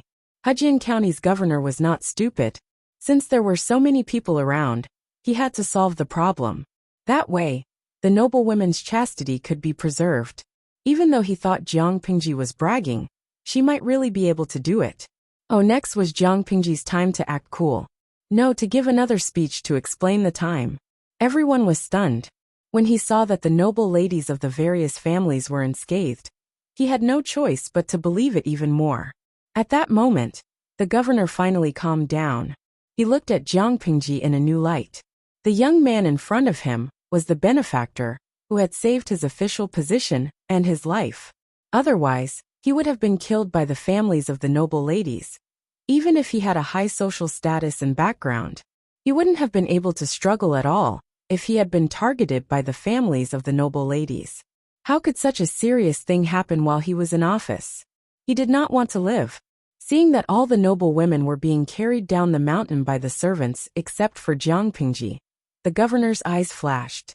"Nephew Lu, why don't you follow me down the mountain? The road is rugged, and it's easy to get lost without a guide." The governor of Hejian County was also a clever person. Without Jiang Pingji's knowledge, he directly called her nephew as a sign of intimacy. She thought for a while and nodded, even though she did not know when Hejian County's governor had become her uncle. Feng Jin and the others had secretly followed the servants, so they should not get lost. She only had to worry about herself. She did not know what Lu Lanting's family was thinking. They had lost their son, but they did not send any servants or stewards to look for him. She sat in the sedan and was carried down the mountain by the bearers. When they reached the flat mountain road, they changed carriages. In the carriage, Jiang Pingji was bored. She asked the system to turn on the live stream. It was good to chat with the audience. However, her channel was a newbie live stream. Yesterday's viewers were lucky to be able to watch it, but today's luck was bad. Even though it was the exclusive carriage of the governor of Hejian County, there was an obvious jolt. But this time, the coachman was much better than the bandits. He drove steadily. Even though there was a jolt, he didn't feel sick after sitting for a long time. Seeing Jiang Pingji sitting at the side in silence, he could not help but think of how she looked when she was standing alone. "Nephew Lu, are you wondering why no one in the family went out to look for you?" The governor of Hejian County was not as observant as Jiang Pingji, but he had been in the officialdom for many years. He was an old fox when it came to the ways of the world. Jiang Pingji snapped out of her reverie and subconsciously scanned through Lu Lanting's memories of her family. Her brows furrowed. Perhaps it's because father is about to return and the household is too busy, so he can't spare any manpower for now. Jiang Pingji answered as such, but in her heart, she was extremely disgusted. Relying on the fact that the emperor was far away, that woman really dared to do such a thing. Lu Lanting's mother was born into a prominent family in Langyi County. She and Lu Lanting's father had been in love for many years, and the couple had always been a harmonious couple. In the second year of their marriage, they gave birth to a son, who died in less than 2 years. In the fourth year, they gave birth to Lu Lanting, a pair of twins, which was considered an auspicious sign. Having learned their lesson from their eldest son, they took good care of their second son and eldest daughter. However, due to the servants' carelessness, the 4-year-old son accidentally fell into the water and died. No one knew what happened after that, but it was announced to the public that it was the younger sister who died, not the second son. But from then on, Lu Lanting's mother's health deteriorated, and she passed away within half a year.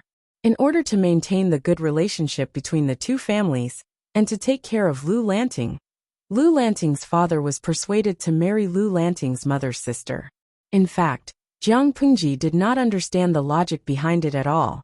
Marrying his wife's sister after his wife's death, and having sex with his sister-in-law. She really did not understand the way men thought in this world. Could it be that they could not beat dumplings, could not beat their sisters-in-law, and could not beat their sisters-in-law in bed? Of course, it was not that the stepmother did not treat Jiang Pingji well. As a bystander, Jiang Pingji could see that the stepmother treated her stepson as if he was her own child and cared for him every day. She took care of Jiang Pingji's studies, but did not push her too hard. Occasionally, she would cook some nourishing soup and send it to Jiang Pingji. Her daily task was to remind the maids and servants to take care of Jiang Pingji whenever the weather changed, so that Jiang Pingji would not fall sick. Based on the parenting methods of this era, this was the standard for a biological mother. The crux of the problem was another concubine in the house. Although she was a concubine, everyone called her Madam, who when they were behind closed doors. Oh, by the way, Madam who was Father Lu's cousin. She had a good family background, and could have been the legal wife of Father Lu, but she ignored the ridicule of others, and insisted on being Father Lu's concubine. The stepmother had always been weak. Since the end of last year, she had been bedridden and had not recovered. The time she was awake every day was pitiful.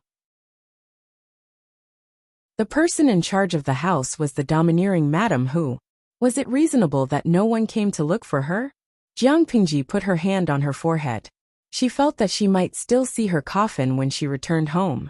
Based on Lu Lanting's memories of Madam Hu, It was possible that she would do such a thing. The shrewd Hejian County governor looked at Jiang Pingji's expression and knew that she was in trouble. I invited a few old friends to my house for tea today, but after the incident yesterday, I asked the housekeeper to reject the invitation. I didn't expect the matter to be resolved so quickly. Now I'm free and have nothing to do. My dear nephew, are you willing to let me send you back? You can use it as a way to kill time. The plump governor smiled amiably. He seemed to be very close to Jiang Pingji. Thank you, governor. Jiang Pingji cupped her hands in thanks. Having the governor send her home would save her a lot of trouble. At that moment the system, which had been silent for a while, trembled with excitement. Host, this will be the first battle in your life. A good start can double the results with half the effort. Although Jiang Pingji hated infighting in the harem, she could settle for the next best thing. Fighting in the harem did not necessarily involve the wife fighting the concubine, or the concubine teasing the wife. It could also involve the legitimate son/daughter/illegitimate son/daughter/mother/sibling. If there were some conflicts, it could escalate to fighting one's grandmother. If one was unlucky, they might even have to fight their relatives. The host could not just kill someone with a single slap, could she? Boring, Jiang Pingji replied. The system was furious, but it kept telling itself to calm down and take deep breaths. Then what do you think is interesting? My stepmother and Madame Hu. Jiang Pingji paused and then said, they are both pretty. The system was speechless. It suddenly understood. Father Lu, your fake son is trying to flirt with your second wife and concubine.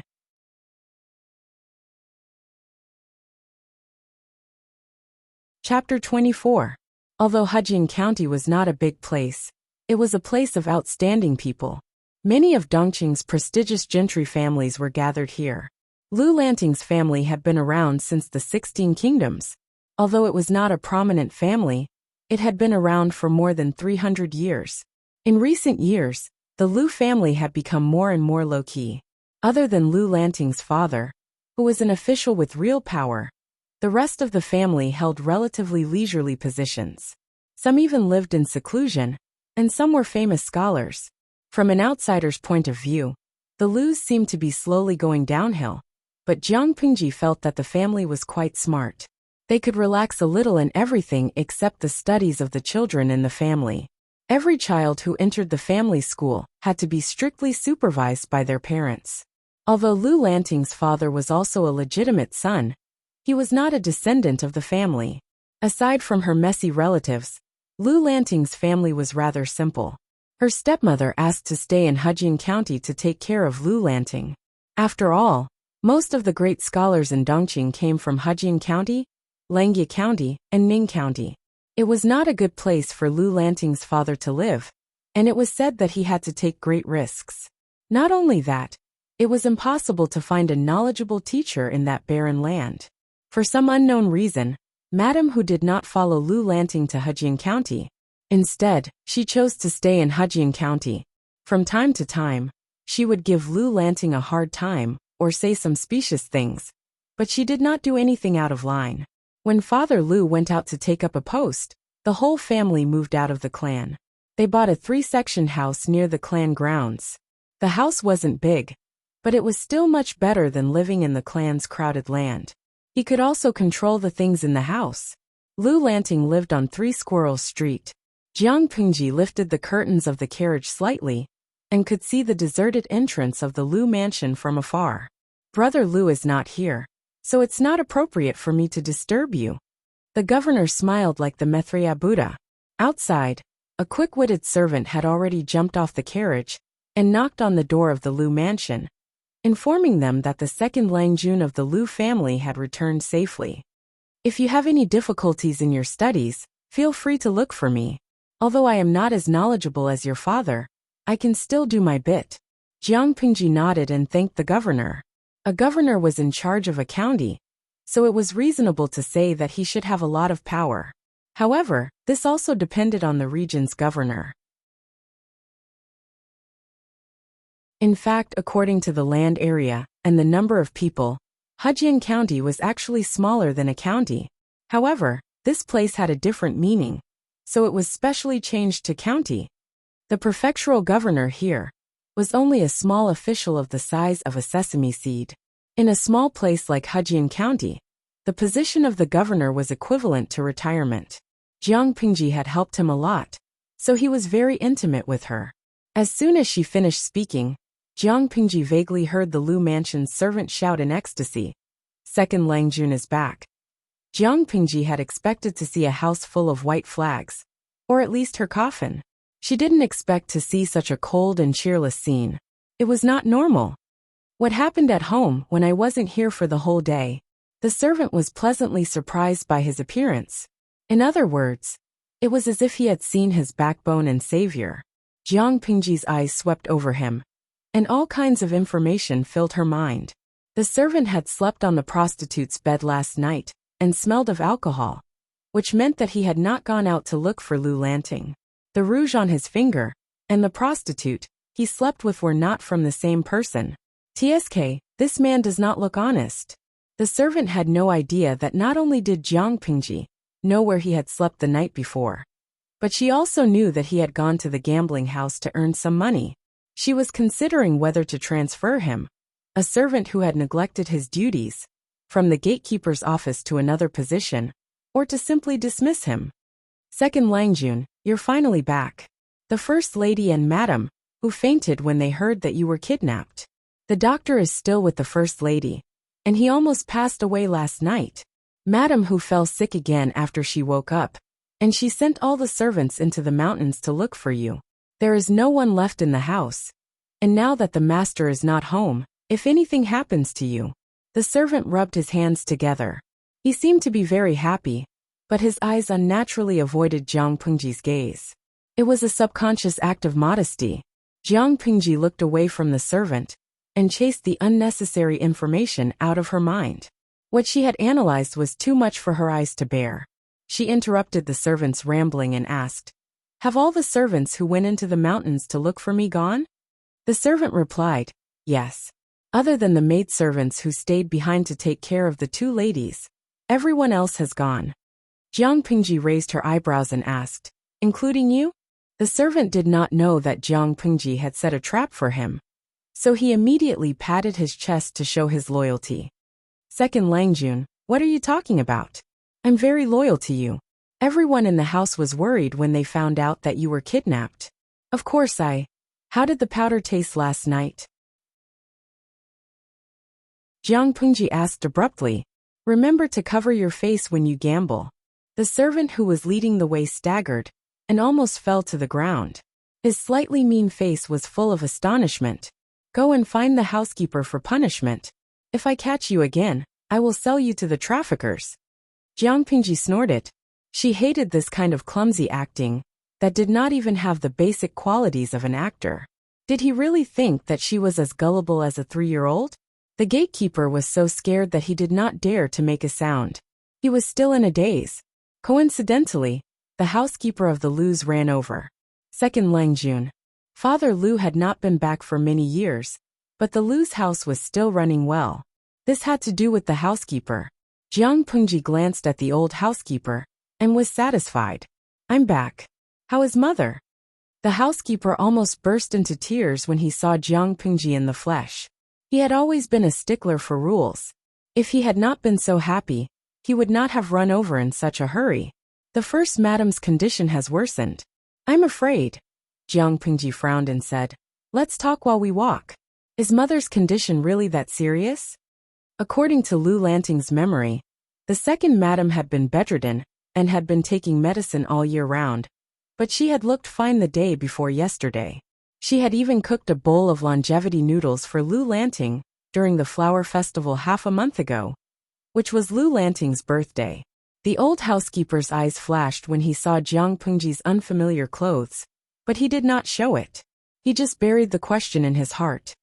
"Yes, yesterday, a servant did not know what was going on and reported that the second Langjun had been killed by thieves. The first madam fainted when she heard that. Madam, who was also shocked, and immediately sent the servants to look for him. I don't know who he offended, but not long after, I heard that the third Langjun was playing with the maidservants in the backyard and accidentally fell and hurt his head. All of a sudden, The three masters of the house were seriously ill. They looked for doctors everywhere. Jiang Pingji suddenly stopped in her tracks. She suddenly felt that she had made a mistake.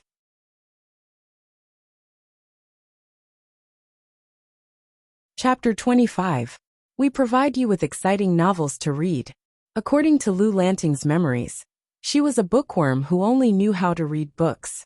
She rarely paid attention to the affairs of the household. Before Lu Lanting's father took up his post, he had bought the house with 3 entrances. Although it was safe for the second lady to live with the women in her father's backyard, there were too many people in the house. Without an adult male in the house, it was easy for gossip to spread. Perhaps that was why Lu Lanting's father moved his family out. The house he bought was very close to his people's land. If something happened, the second lady could ask for help from her people. If there was nothing else, she could live her life in seclusion.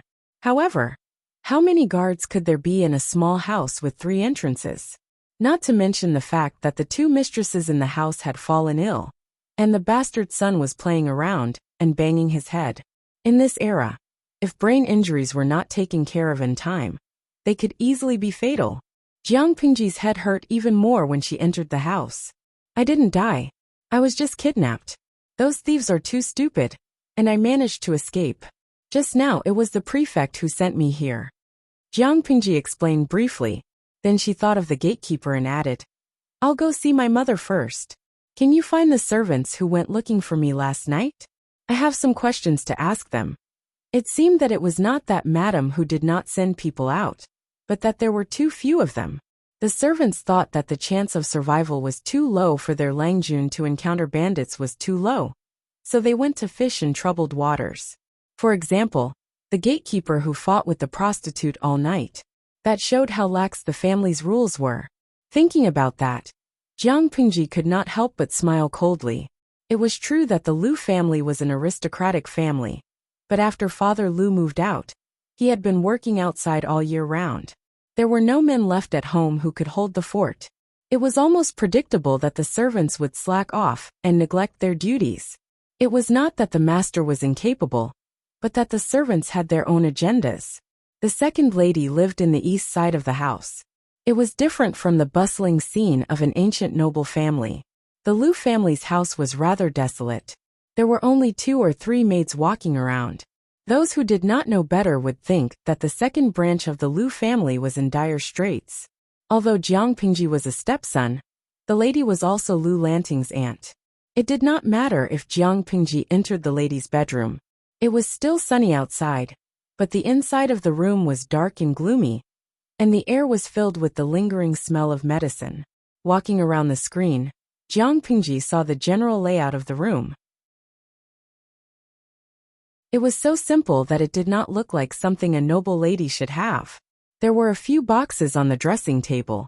The style was old, and it was obvious that they had been used for a long time. Next to the bronze mirror was an exquisite spring butterfly hairpin. Jiang Pingji's gaze fell on the hairpin for 2 seconds.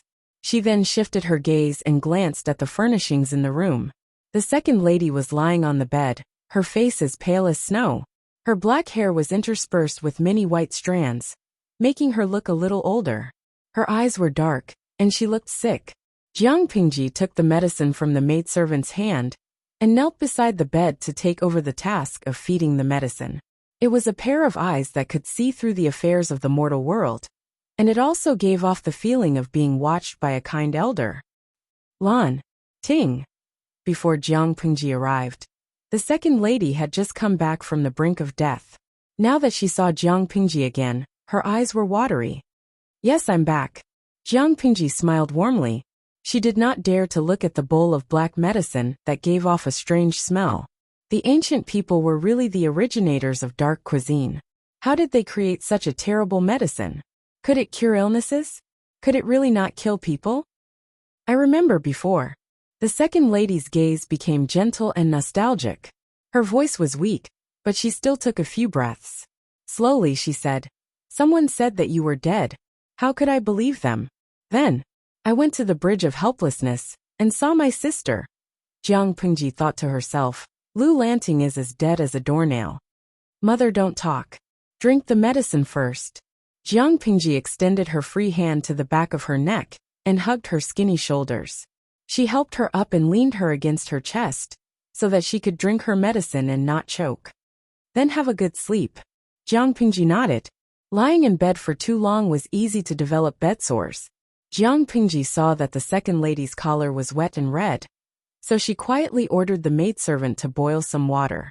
After the second lady drank the medicine, the maidservant could wipe the second lady's collar and change the mattress.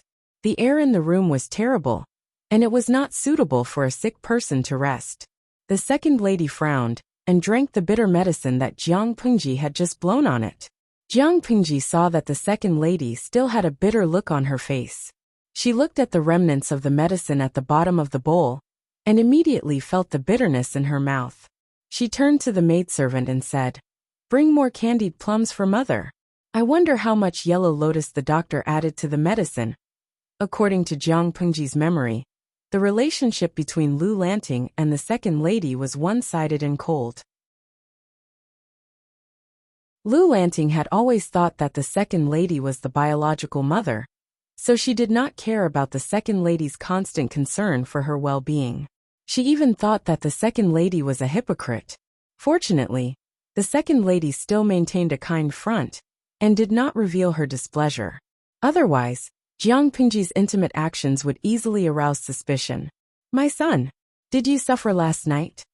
The second lady's eyes were cloudy, and her voice was stronger than before. "No, those idiots who don't bring their brains with them when they go out. How could they make me suffer?" Jiang Pingji wanted to put the second lady down, but from the corner of her eye, she saw a maidservant carrying a clean mattress over. Jiang Pingji wrapped the second lady in the blanket and stretched her other hand under the second lady's legs. She lifted the second lady up while she gasped in surprise. "Mother, don't be afraid. I can still carry you." Let the maidservant change the mattress and warm it up with a hand stove. The second lady said, "My son is becoming more and more like a sister. Tell me about what happened last night." Jiang Pingji looked at the second lady and curled her lips. "Mother, if you're listening, I will tell you everything I know." Jiang Pingji hated repeating the same thing over and over again. It was refreshing once, but it was boring if it was repeated too many times. But since it was a request from a classically elegant beauty, Jiang Pingji did not mind repeating it one more time. The second lady listened with great interest. When she was done, she looked at Jiang Pingji and the maidservants in the room, signaling them to leave. "Lanting, how did she go?" The second lady smiled warmly when she noticed that Jiang Pingji was not surprised at all. "Aren't you afraid?" Jiang Pingji shook her head. "I thought that other people would be more afraid of this kind of thing." The second lady said, "You are an honest child. I can hide it from them.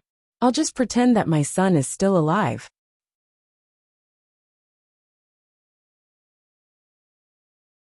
Chapter 26. The internet provides you with exciting novels to read.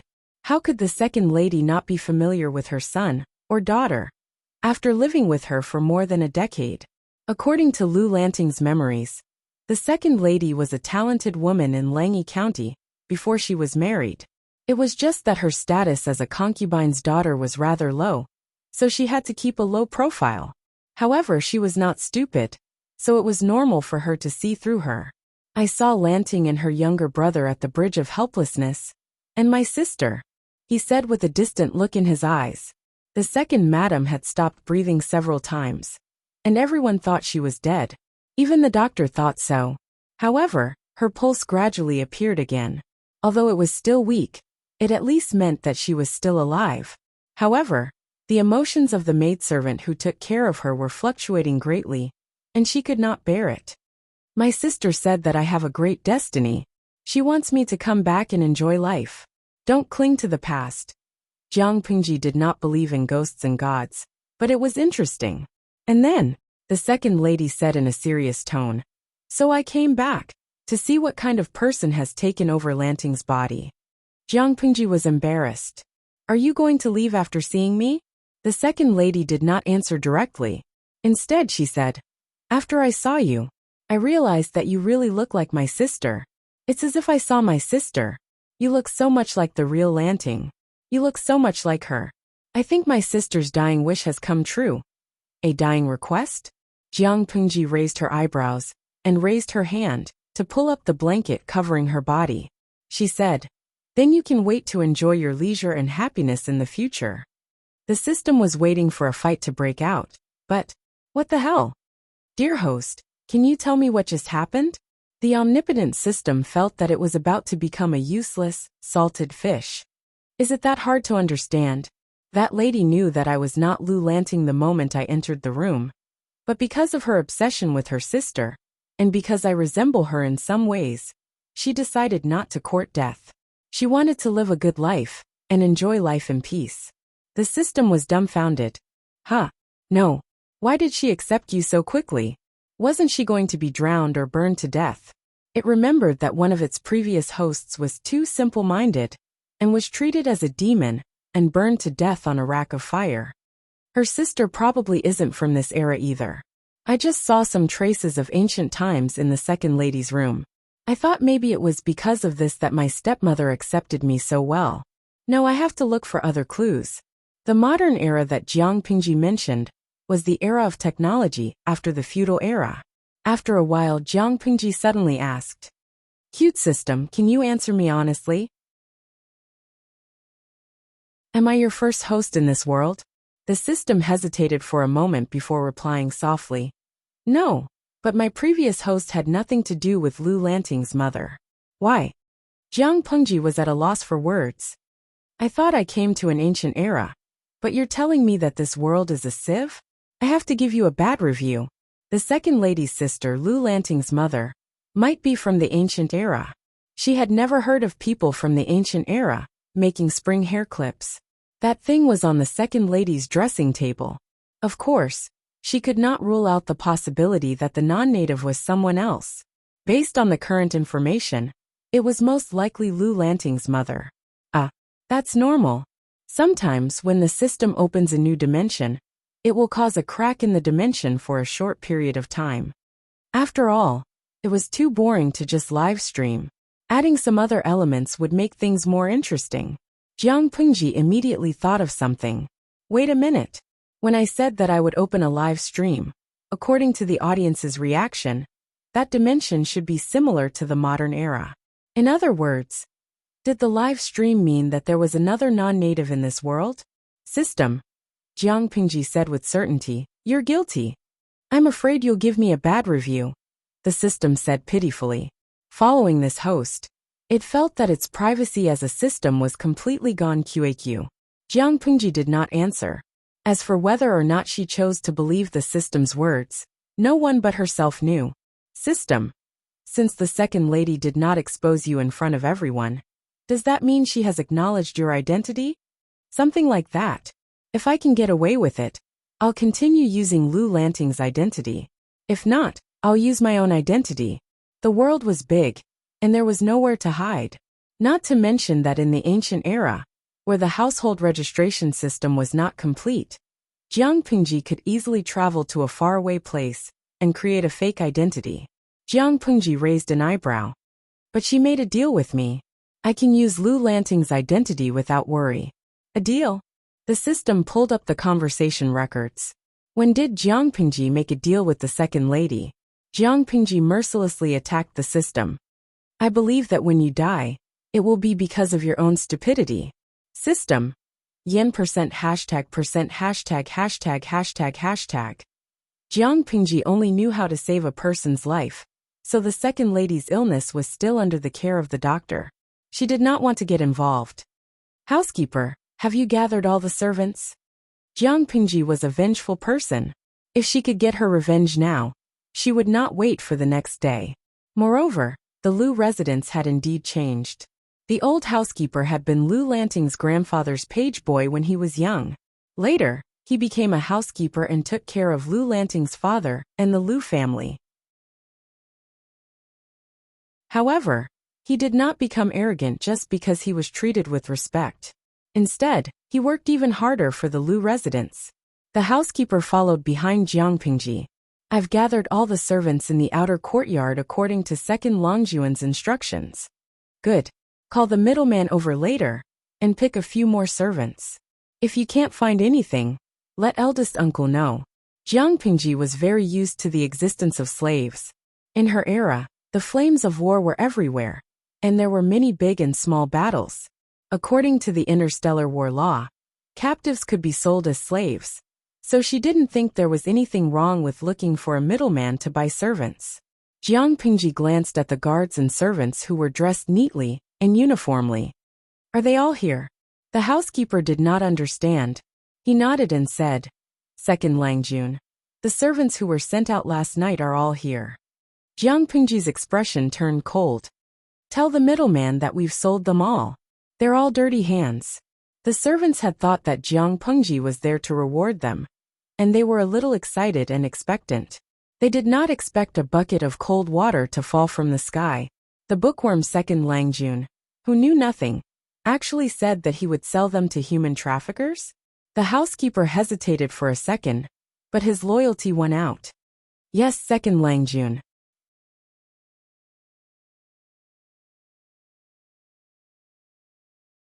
Chapter 27. You want to know why? Jiang Pingji looked down at him and said, You molested the maidservants of the inner court, and even tried to force them. You have dirty hands and feet, and embezzled the estate's finances. Moreover, a servant of the outer court came to the kitchen of the inner court. Who gave you the courage? With every word Jiang Pingji said, the servant's face became paler, and his eyes were filled with panic. The housekeeper's expression changed. Second Langjun, you mean? Furthermore, you didn't go to the mountains to look for me last night. Instead, you went to a prostitute's bed. You people go to brothels and drink together, but you like to gather in one place, so that you can cover up for each other, right? Jiang Pingji frowned in disgust and said to the housekeeper, Before we sell them, get someone to search this and that house to see if there are any financial records of the manor. If there are, don't look for a middleman. Just send them to the magistrate's office. Second Langjun, you have no evidence, so why are you slandering me? The servant looked a little flustered, but he quickly calmed down and said, My parents have served the master of the mansion with all their might, and there have never been any accidents. That's also the credit of your parents. What does it have to do with you stealing or not? Come to think of it, you've reminded me. Butler, investigate his parents as well. What kind of place do you think the Lu residence is? A place that keeps a bunch of leeches? The housekeeper didn't understand. He didn't know how his Langjun had become so powerful overnight, but he was loyal. He would do whatever Jiang Pingji said. The servants were uneasy, but they did not believe that Jiang Pingji would really do that. Father Lu was about to return from his duties. He would arrive in a few days.